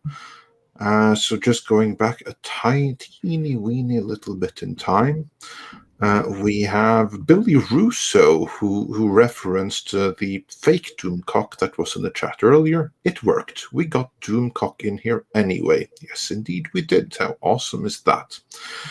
And then Darius Münchhausen sent us a popcorn super sticker. And then let's see which one we didn't get here. Ram Bam 3000 sent us a unicorn super sticker. And then we have, let's see, Michael Miller, who says, oh yeah, no, we got that one. Dash Attack then. I'm finally making videos on entertainment. Thank you, Midnight's Edge and the community. Oh, that's awesome. Everyone go check out Dash Attack's channel. Show him some support. And Rob Altis says for $2, if JPEG fires KK, he will get vilified by Vocosos. Yeah, but he can kind of like claim the same thing as with Gina Carano. He didn't fire her. He just failed to renew the contract. And it's already been signaled to the industry that she's on her way out the door. So we'll see how well that is tolerated. But yeah, that's always been like a worry that Kathleen Kennedy would tell her stance on Twitter to incinerate the castle on her way out the door. Do you guys think that's a valid concern? I'm sure it's a valid concern. Will it actually happen? I don't know. What do you think, Script? When it comes to Kathleen Kennedy, there's nothing you can be sure about other than maybe the stuff she greenlights is probably not going to be the best. Yeah, you see there, that's quite a ringing endorsement, isn't it? Mike? No, I agree with you too. Who knows? Who knows? Stay tuned, everybody. Andre, anything else to add? Yeah, no, not really to that. All I would like to add is that when script even says you don't really never know what Kathleen Kennedy is capable of, then you have hired the wrong person to associate with. Right. When there's someone that you don't know if they're liable to do something like that, then that's a person that you can't be in business with now when you know. Yeah. And one thing that I have heard is that one of the reasons why she may want to stick with Lucasfilm is that she can't get another job, because it's an open secret in Hollywood how badly she butchered this. And everyone loves her and respects her to her face, but no one wants to work too closely with her. Everyone wants to admire her and suck up to her, but from a safe distance. Yeah, she can't even retire and start her own little production company again, even with her husband's name attached. I don't think she could do well on that side of things. Well, they still have Kennedy Marshall, and they're part of Amblin, so yeah, like they have their contracts with them, and they've got that grounding. But it'd be like the Rick McCallum thing. Like when he left Lucasfilm before Disney completed the purchase, he left the country and he started his own thing in Europe. The last thing that they put out together with their joint name on it like that. What was it? That documentary on Sunset Boulevard about rock bands back in the 60s and 70s. Did you see it? Did you even see that? No, Tom. I'm the Jurassic Park movies. I think their names are both on, and or World or whatever, and of course they're both working on Indiana Jones. So they got no future. And don't they? I don't know if they're going to have anything to do with the new Shrunk movie, but didn't they produce that one too? I could be wrong if they had anything to do with those, but Frank Marshall on Honey, I Shrunk the Kids. I don't think so. Maybe. I don't know. That's a little out of my purview. I can't remember. Well, I don't think so because what's his face directed it? Who did Captain America and Jurassic Park 3? Who they've had a falling out with? Oh, Joe Johnston directed. Joe Johnston, yep.